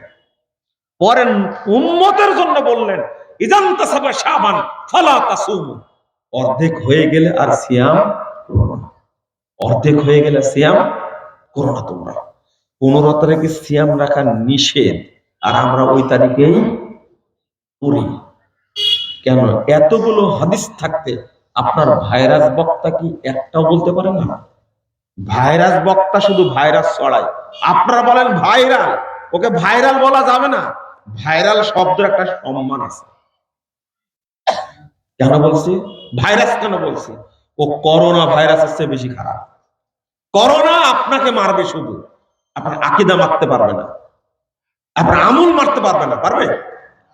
কিন্তু এই ভাইরাস বক্তা আপনার ঈমান নষ্ট করবে, আপনার তাওহীদ নষ্ট করবে, আপনার আকীদা নষ্ট করবে, আপনার আমলও নষ্ট করবে, আপনাকে কাফের বানায় ছাড়াবে।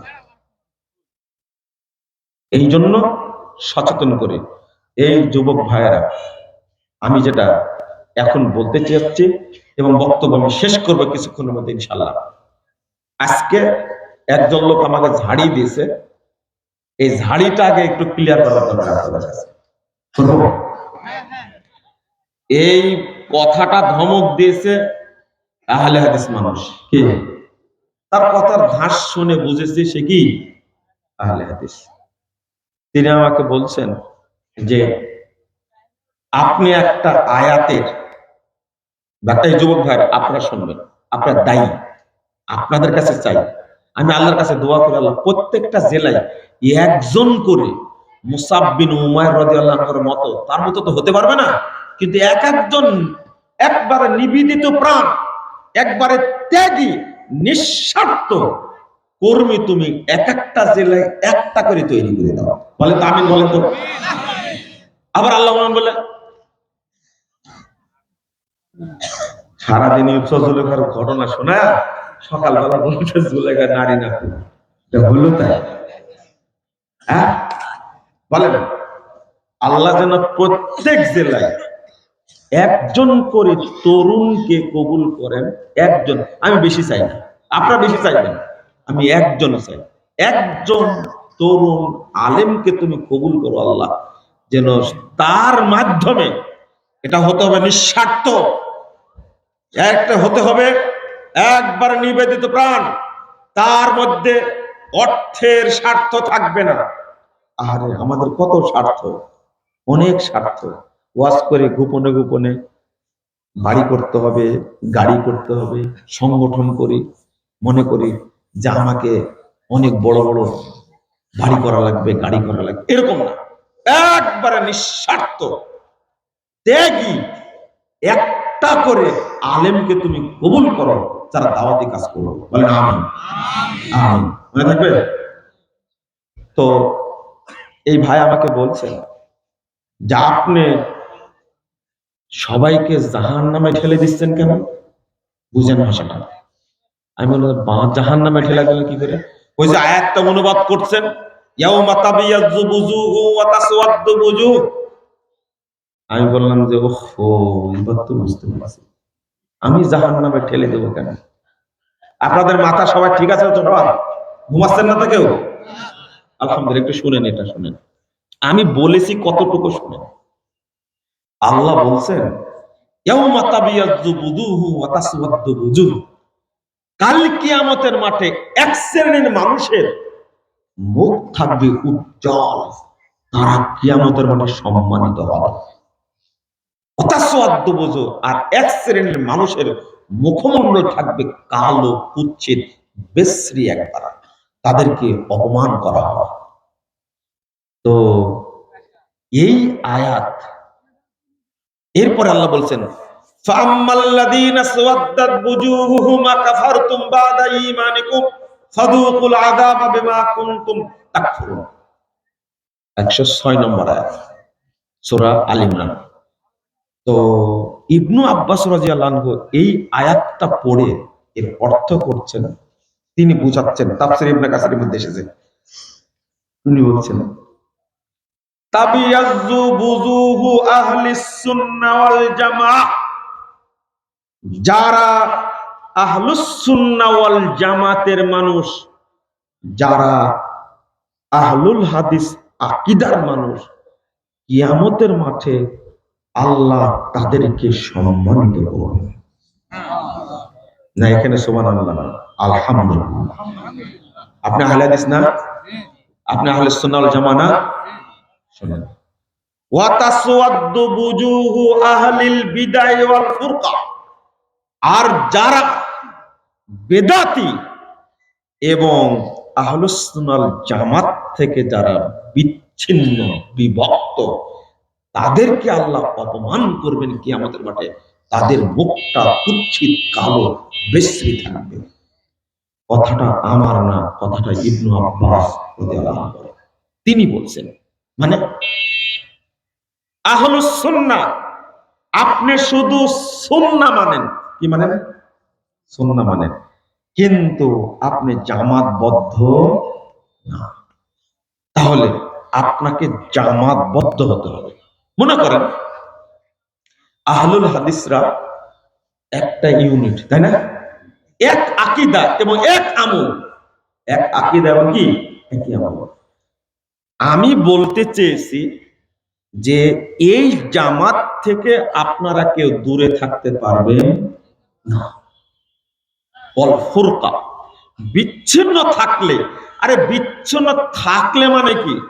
রাসূল সাল্লাল্লাহু আলাইহি ওয়াসাল্লাম বলেছেন মান ফারাকাল জামা কিদা শিবরিন ফাকাদ খলা রিবকাতাল ইসলাম আন উনখা। যে ব্যক্তি জামাত থেকে আধাত পরিমাণ দূরে আছে, সে ব্যক্তি ইসলামের গণ্ডি থেকে বেরিয়ে গেছে। 17209 নম্বর হাদিস, মুস্তাদ আহমদের হাদিস। ওনার ঠেকায় লাগছে যেটা, সেটা বলছে আমি তো আমার সুন্নাহ মোতাবেক চলি, তাহলে আমাকে জামাতের মধ্যে ঢুকতে হবে কেন? বুঝছেন কথা? ওনারিয়া আমি বললাম যে না, তাহলে হাদিস, তাহলে হাদিসটা কি? ইন্না শাইতানা মাল ওয়াহিদ, যে জামাত থেকে পৃথক থেকে একা একই থাকে, সেই ব্যক্তির সাথে কে থাকে? ইবলিস। কে থাকে? ইবলিস থেকে। ফাইন্না শাইতানা মাল ওয়াহিদ। তা আপনি শয়তানের সাথে থাকেন, শয়তান কি করে? 2040 নম্বর হাদিস নাসাইর মধ্যে আসছে, আল্লাহ রাসূল বলছেন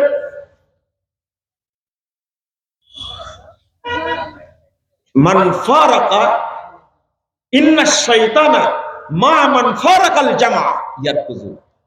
শয়তান যে জামাত থেকে পৃথক থাকে, শয়তান তাকে পাছায় লাথি মারে। আমি আজকে শব্দটা বলে ফেললাম, এর আগে অনুবাদটা করতে পিছনে লাথি মারা। কোথায়?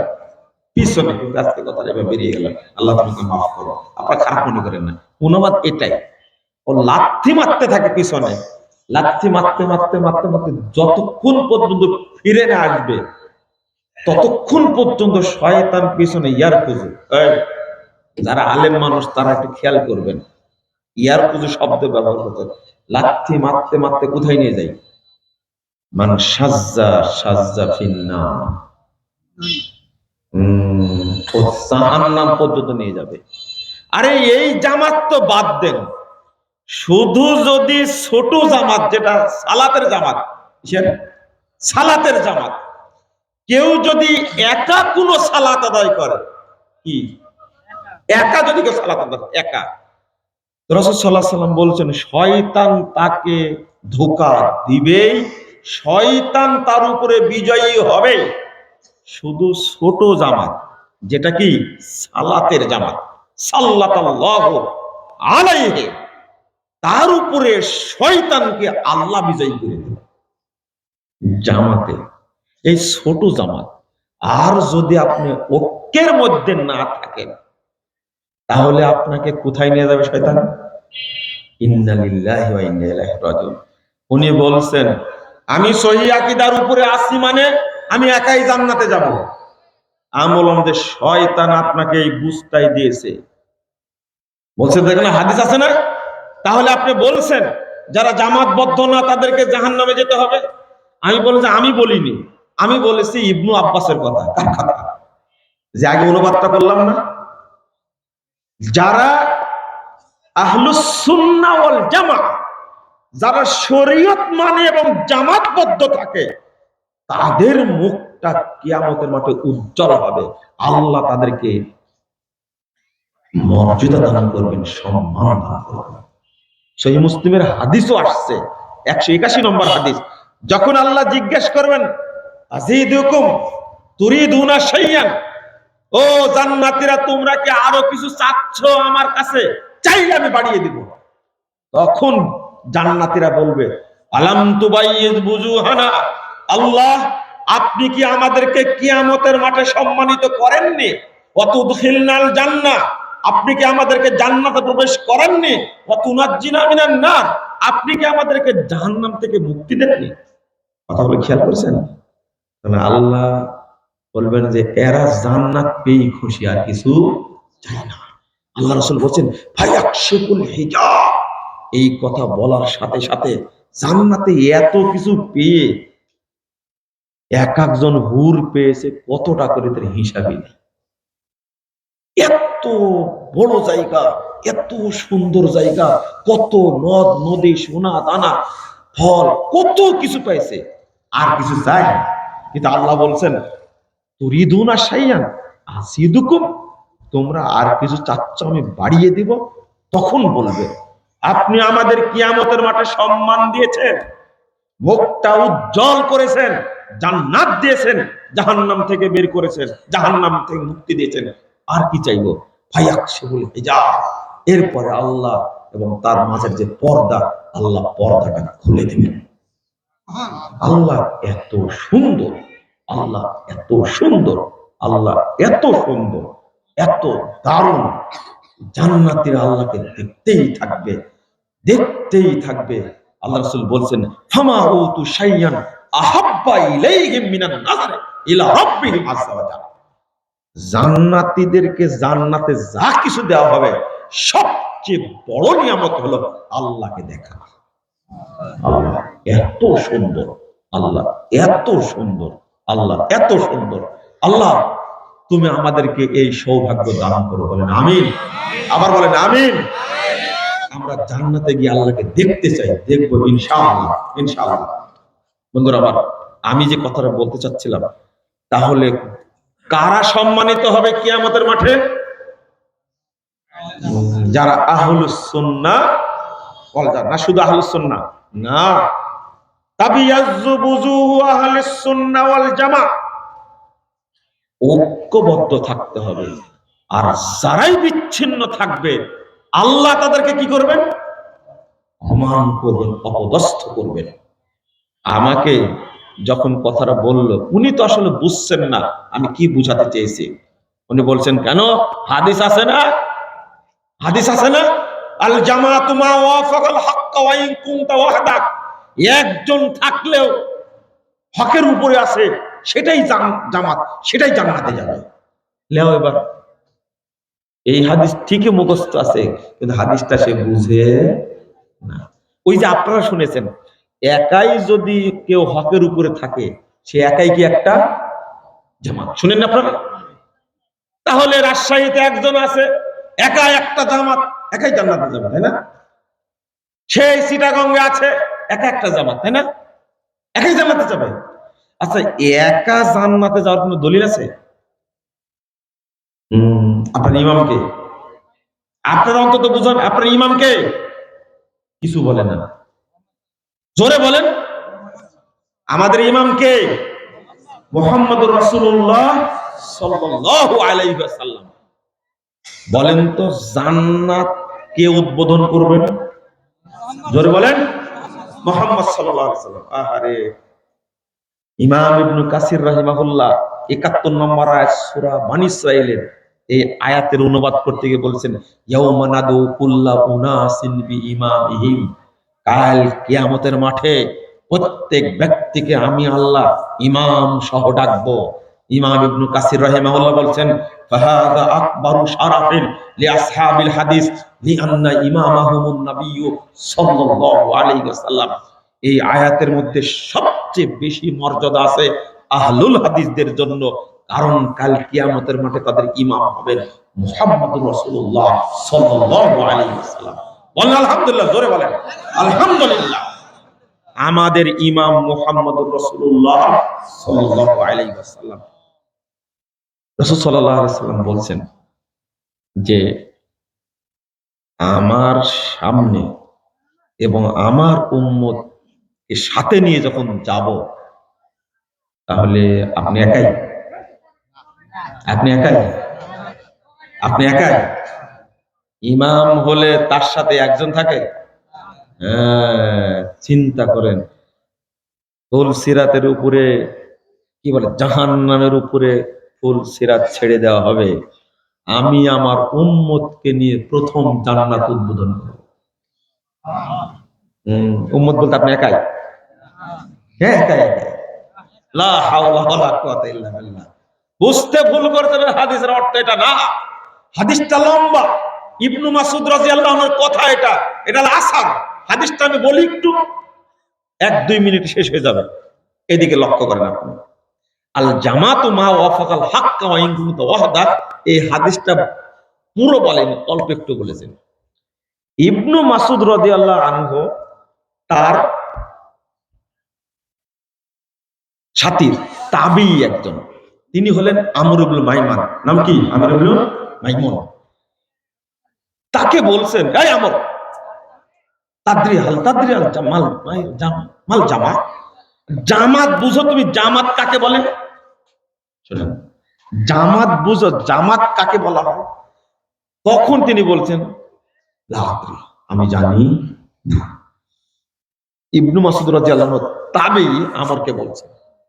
এবার ইবনু মাসউদ রাদিয়াল্লাহু আনহু বলছেন, শোনো, ইন্না জামহুরান নাস ইযা ফারাকুল জামাআহ, অধিকাংশ মানুষ যখন জামাত থেকে বিচ্ছিন্ন হয়ে যাবে, এই একটা জামাত, জামাত থেকে মানুষ বেরিয়ে যাচ্ছে, বেরিয়ে যাচ্ছে, সবাই চলে যাচ্ছে।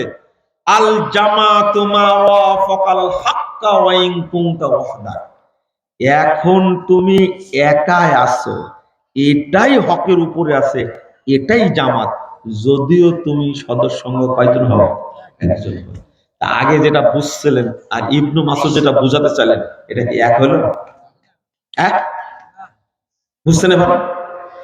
তিনি বুঝাতে চাচ্ছেন, মনে করো একটা সাহাবীদের জামাত, তাবেঈদের জামাত, তাবেঈদের জামাত, মনে করো হকপন্থী একটা জামাত। আমি আগে বললাম আহলুল হাদিসের একটা জামাত, হকপন্থী, আলহামদুলিল্লাহ তারা ঐক্যবদ্ধ আছে। কিন্তু এমন একটা টাইম আসলো, এই জামাত থেকে মানুষ কি করতে থাকলো? বেরিয়ে যাচ্ছে, বিচ্ছিন্ন হচ্ছে। এখন তুমি কয়জন আছো? এইটাই হকের উপরে আছে, যদিও তুমি সদস্য কি একজন হও। তাহলে আপনারা যেটা আগে বুঝছিলেন আর ইবনে মাসউদ কি সেটা বোঝাতে চাইলেন না? তাহলে এতটুকু উল্লেখ করা হলো কেন? এতটুকু উল্লেখ করা হলো কেন? শুধু তাই নাই, এই হাদিসের ব্যাখ্যা দিচ্ছেন ইমাম নুআইম ইবনে হাম্মাদ।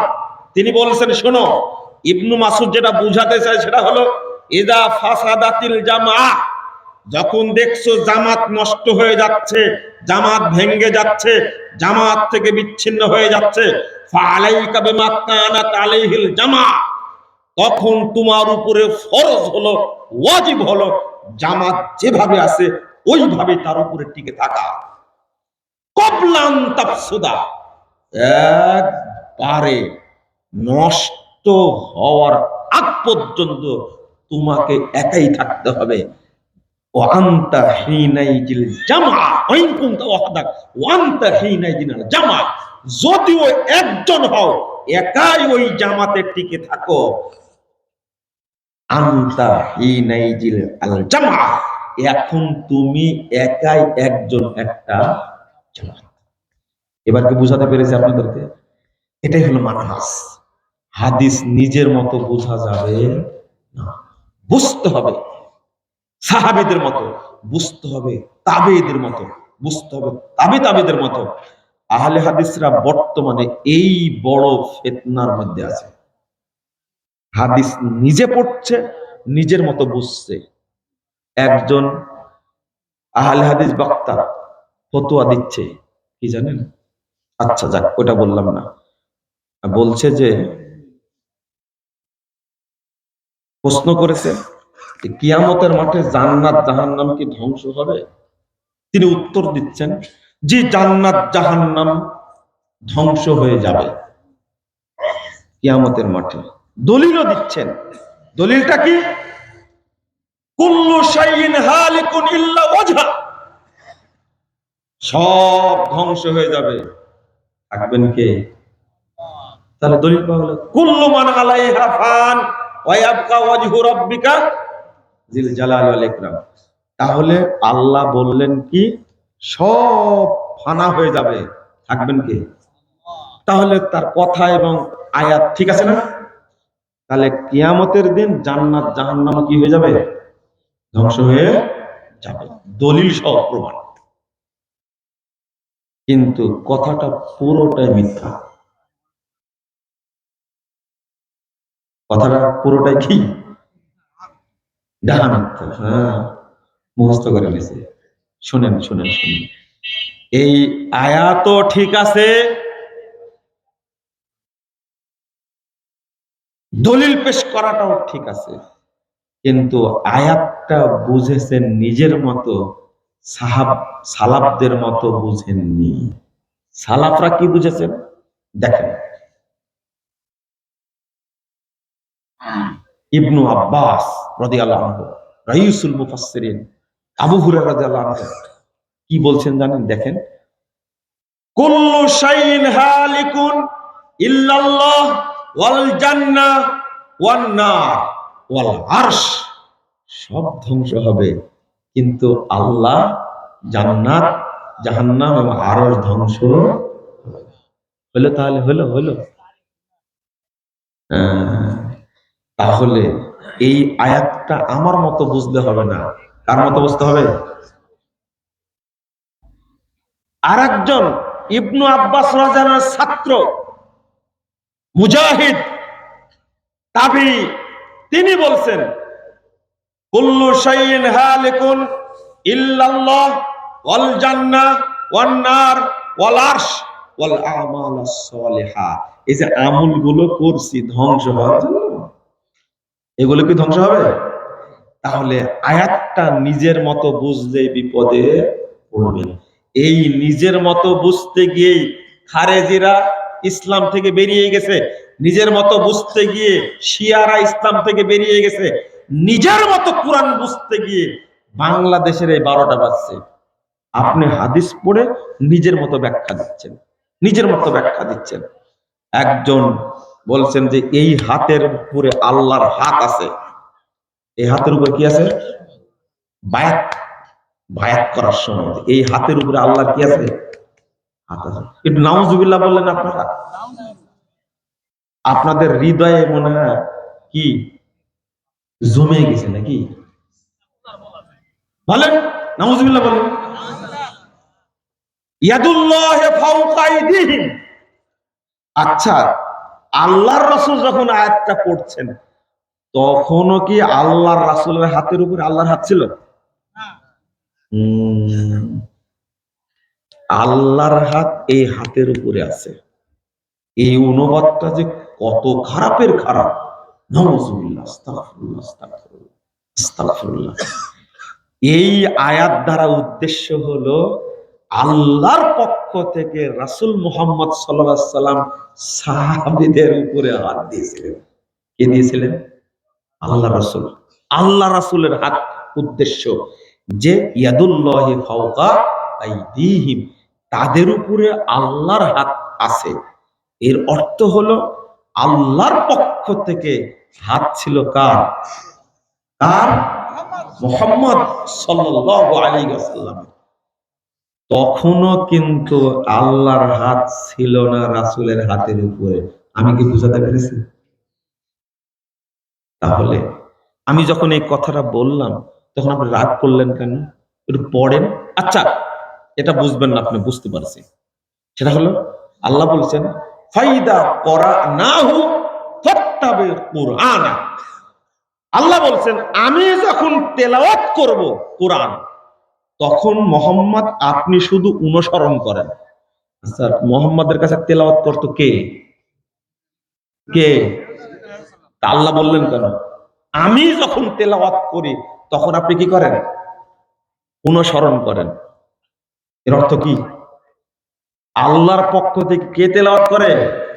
জিবরিল উদ্দেশ্যে এটা। ও এখানে ঠিকই বুঝলেন। আচ্ছা, আল্লাহ কি সরাসরি রাসূলের কাছে কিরকম তেলাওয়াত করতেন? হ্যাঁ, কেন বললেন আল্লাহ ফাইদা করানাহু ফাত্তাবি কুরআনা? যখন আমরা তেলাওয়াত করব তখন আপনি শুধু অনুসরণ করেন।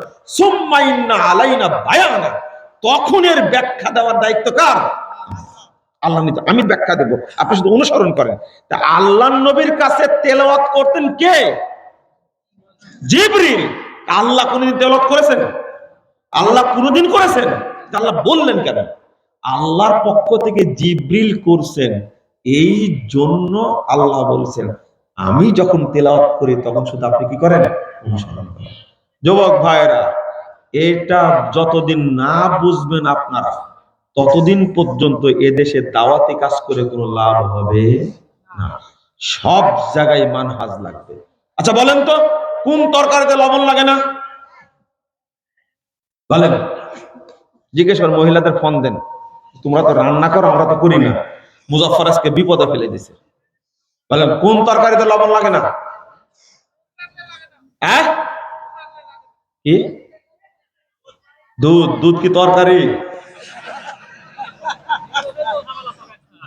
কিন্তু এই বুঝের কারণেই তো, বুঝলে বুঝ পাতা, না বুঝলে লা হাওলা ওয়ালা কুওয়াতা ইল্লা বিল্লাহ।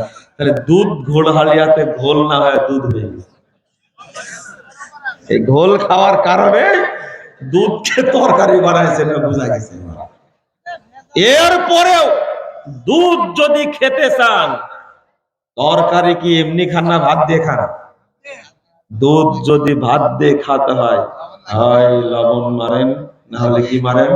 চিনি মারেন, না হলে খেজুরের ঝোলা গুড় মারেন, লালি গুড় মারেন। ওটা শিখাতে হবে না, আমি তো রাজশাহীর মানুষ। উত্তর হয়নি, 100% ভুল, বরং 0.5% আরো কাটা হয়েছে আপনার উত্তর। সঠিক উত্তর থেকে কাটা হয়েছে। বলেন, কোন তরকারি রান্না করলে লবণ লাগে না? সব তরকারিতে লাগবে, তাই না? আসলে উত্তর এটাই। আমার প্রশ্ন করার উদ্দেশ্য কিন্তু এটাই। এর উত্তর হলো সব তরকারিতে কি লাগে? ঠিক শরীয়তের সব বিষয় জানার জন্য মানহাজ লাগবে। কি লাগবে? আকীদা জানতে হলে মানহাজ লাগবে।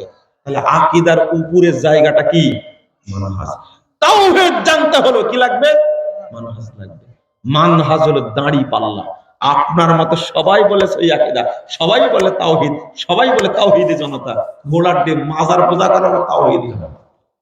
তাহলে আপনার তাওহীদ কেমন আর আমার তাওহীদ কেমন, দুইটা মাপার জন্য লাগবে সালাফদের নীতি, সালাফদের মানহাজ। এর নাম কি? মানহাজ। সব জায়গায় লাগবে। কিন্তু আমরা মানহাজকে 5 পয়সা দাম দিই না। নিজেই তো মানহাজ করি। কি ব্যাপার, একটা কঠিন ব্যাপার। আমি নিজেই মানহাজ। আর আমি শেষ করে দিই, আপনারা কষ্ট পাচ্ছেন, অনেক সময় কথা বলেছি। আল্লাহ রাব্বুল আলামিন যেন আমাদের বোঝার তৌফিক দান করেন, আমিন। এতক্ষণ আপনারা বসে থাকবেন এটা ভাবতেই পারেন, আসলে ভাবেন। আল্লাহ তুমি আমাদের সকলকে কবুল করে নাও, আমিন। আমি ধন্যবাদ জানাচ্ছি আজকে যে ইসলামিক স্কুল নাম দিয়ে ঘোলহাড়িয়া 10ম বার্ষিক, তাই না? আচ্ছা, আমিও তো কয়েকবার আসছি এখানে। আসছে না এর আগে? আসছে।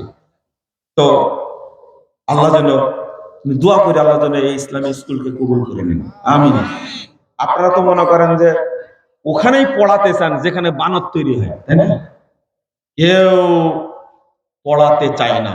একটা হাদিস শোনায় বিদায় নি। আল্লাহ রাসূল বলছেন, ইন্নাল্লাহা আযজা ওয়া জাল ইউবগিযু কুল্লা আলিমিন বিদ-দুনিয়া জাহিলিন বিল আখিরাহ। মা বোনেরা থাকলেও হাদিসটা শুনবেন, আপনারা শুনেন। নিশ্চয় আল্লাহ তাআলা ওই সমস্ত লোকের উপরে গজব নাজিল করেন, ঘৃণা করেন, অসন্তুষ্ট থাকেন।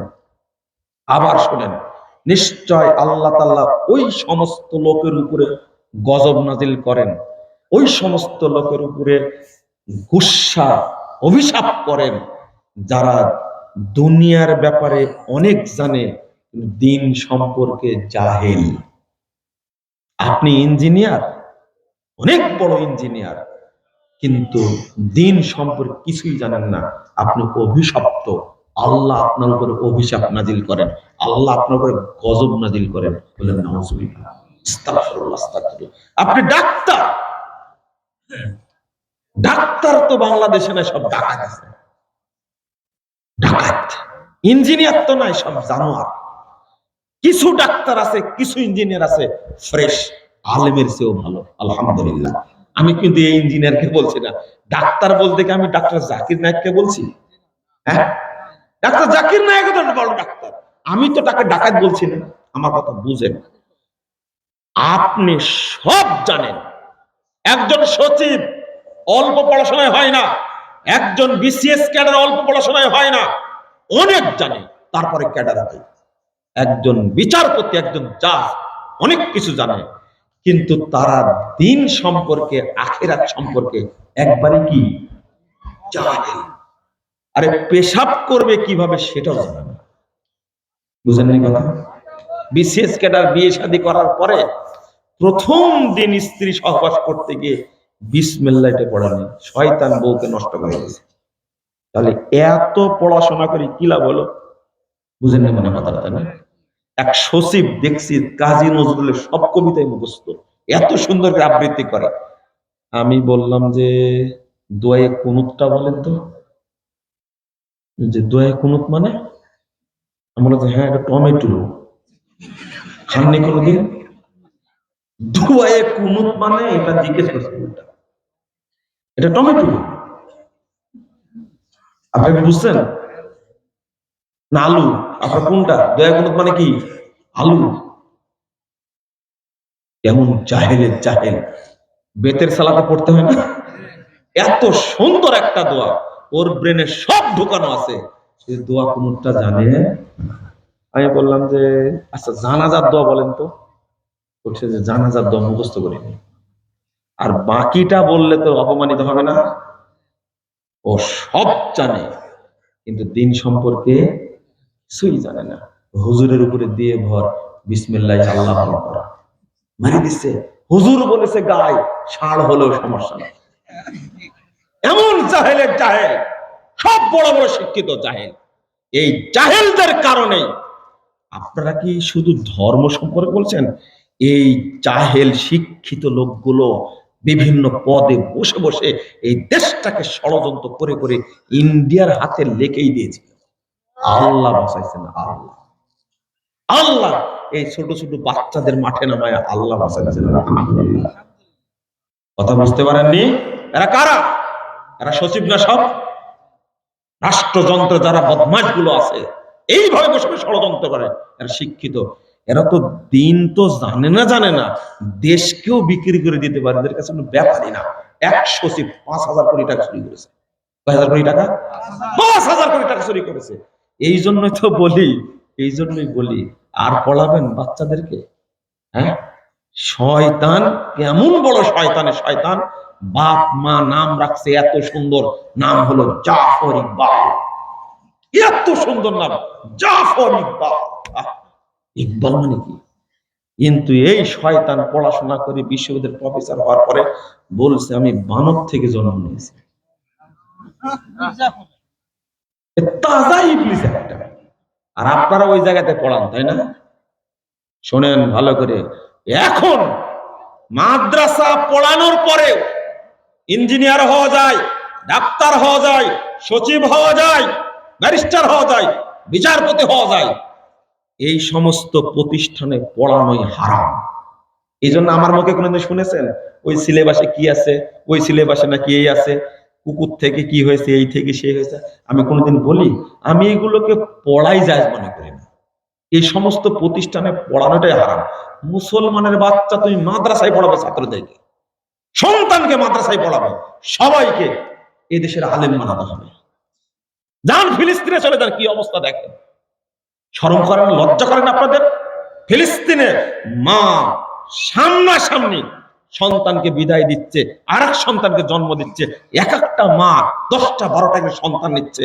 তাদের প্রত্যেকের টার্গেট হলো এরা বড় হয়ে ফিলিস্তিনকে স্বাধীন করে ছাড়বে। আর আপনি মা এতই খারাপের খারাপ, এই মা, আপনি মা চিন্তা করতে পেটে আসেইনি, পেট থেকে বের হলে আমেরিকায় পাঠাবো। মানে এখানে হলে চোর হবে, আর আমেরিকা এলাকার কি হবে? ডাকাত হবে। ডাকাত হবে। পেট থেকে বেরই হয়নি, আগে চিন্তা করে আছে ওকে কিভাবে কানাডায় পাঠানো যাবে, ওকে ধর্ষক বানাবে, কি বানাবে? লুচ্চা বানাবে। নাউজুবিল্লাহ, আস্তাগফিরুল্লাহ।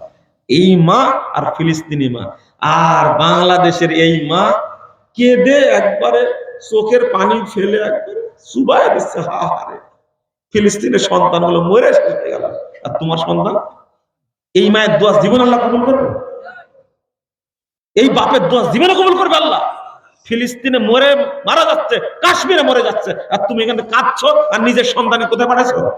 ফিলিস্তিনে যাদেরকে মারা হচ্ছে, যারা মারছে ফিলিস্তিনে, যারা মারছে এরা ইহুদি খ্রিস্টান না? ইহুদি খ্রিস্টান না? তুমি তো নিজের সন্তানকে ইহুদি বানাবা, তোমার সন্তান তো খ্রিস্টান বানাবে, অস্ট্রেলিয়ায় পাঠাবে। লজ্জা শরম কিছু নাই। আপনারা যারা আসছেন তাদেরকে বলছি, নিজেদের প্রত্যেক সন্তানকে আলেম বানাবেন, বলেন ইনশাআল্লাহ। আর জীবনে ভর্তি করবেন না। টাকা ব্যয় করছেন, আপনার টাকার হিসাব দিতে হবে আল্লাহর কাছে, হিসাব দিতেই হবে। আল্লাহ তুমি আমাদেরকে বুঝার তৌফিক দান করো, আমিন। আল্লাহ তুমি আমাদেরকে বুঝার তৌফিক দান করো, আমিন। একটা ঘোষণা দিই, আপনারা আগামী 7 এবং 8 তারিখ বাইপাইল একটা সম্মেলন হবে, বাংলাদেশ জমিয়ত আহলে হাদিসের আন্তর্জাতিক মহাসম্মেলন। বড় বড় আলেম ওলামা আসবে, আপনারা যাবেন। 1। 2 নম্বর একটা দাওয়াত আপনাদের দিচ্ছি মনে রাখার জন্য। অচিরেই একটা সমাবেশ হবে ঢাকার সোহরাওয়ার্দী উদ্যানে ইনশাআল্লাহ। সেখানে সকল আহলে হাদিস নেতৃবৃন্দ, আলেম ওলামা এবং সকল স্তরের মানুষ সেখানে উপস্থিত থাকতে হবে ইনশাআল্লাহ। আপনারা কি চান এটা? সত্যি চান? না না, কেউ কেউ চাচ্ছে না। হ্যাঁ, কেউ কেউ বলছে যে আমার তলা যদি ফোটা হয়েছে। খবরদার এই ধরনের বাজে কথা বলতে পারবেন না। মানুষ ঐক্যবদ্ধ হোক কোরআন এবং সুন্নাহর প্রতি, এটা তো আমার সবাই চাওয়া উচিত, তাই না? সবার চাওয়া উচিত। আল্লাহ তুমি আমাদের এই সোহরাওয়ার্দী উদ্যানের সম্মেলনটা কবুল করো, আমিন। এটা যেন আহলে হাদিসদের জাতীয় সম্মেলন, কথা বুঝতে পারলেন? এটা যেন আহলে হাদিসদের জাতীয় সম্মেলন হয়, এই দোয়াটা আপনারা করবেন ইনশাআল্লাহ। জাযাকুমুল্লাহ খায়র ওয়া বারাকাল্লাহু ফিকুম। অনেক কষ্ট দিলাম, মাফ করে দিবেন। আর একটা ঘোষণা, আগামী 20 এবং 21 তারিখে, আপনারা তো জানেন 20 এবং 21 তারিখে প্রোগ্রাম আছে আমাদের আপনাদের প্রতিষ্ঠান, একটা দারুল হুদা ঝাড়ের মধ্যে, বাঘা থানায়। কেউ কেউ গেছে এখান থেকে, এই জন্য ঘোষণা দিলাম, এই দাওয়াতটা আপনাদের দিলাম। মনে রাখেন 20 এবং 21 ফেব্রুয়ারি, আল্লাহ যেন কবুল করে, আপনারা উপস্থিত থাকবেন ইনশাআল্লাহ। বলেন সুবহানাকা আল্লাহুম্মা ওয়া বিহামদিকা আশহাদু আল্লা ইলাহা ইল্লা আনতা আস্তাগফিরুকা ওয়া আতুবু ইলাইকা। আসসালামু আলাইকুম ওয়া রাহমাতুল্লাহি ওয়া বারাকাতুহু। প্রশ্ন করে আবার ভেজাল পাকা দেবেন না কেন?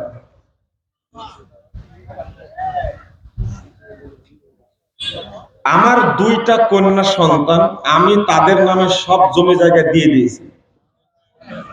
দেওয়ার আগে প্রশ্ন করলেন না কেন? উত্তরই দিব না। অকাম করার পরে, তালাক দেওয়ার পরে জিজ্ঞেস করতে হবে, দেওয়ার আগে জিজ্ঞেস করতে হবে। এই ভাগ ঠিক হয়নি। আপনার কন্যা সন্তান শুধু প্রাপ্য না, আপনার ভাই এই জমির হকদার। কি লেখছে এটা? আমাদের বাজারে একটা মসজিদ আছে, বর্তমানে মসজিদটি ভেঙে নতুন ভাবে সাততলা ভবন নির্মাণ করতে যাচ্ছে। নিচতলায় মার্কেট হিসাবে দোকান ঘর বরাদ্দ দেওয়া হবে, কিন্তু দোকান ঘর বরাদ্দ দেওয়ার সময় দোকান ঘর প্রতি জামানত বাবদ 3 বা 4 লাখ টাকা নেওয়ার পর দোকান ঘর প্রদান করা হবে। উল্লেখ্য যে দোকান ঘর ছাড়ার সময় প্রচলিত নিয়ম অনুসারে জমাকৃত টাকা দোকান ভাড়াটিয়াকে সম্পূর্ণ ফেরত দেওয়া হবে। উক্ত দোকান ঘর বরাদ্দ দেওয়ার সময় দোকান ঘর প্রতি গ্রহণকৃত জামাতের 3 বা 4 লক্ষ টাকা মসজিদ নির্মাণ করার ব্যবহার করা যাবে কি? এই জামানতই চলবে না। কে শিখেছে এটা?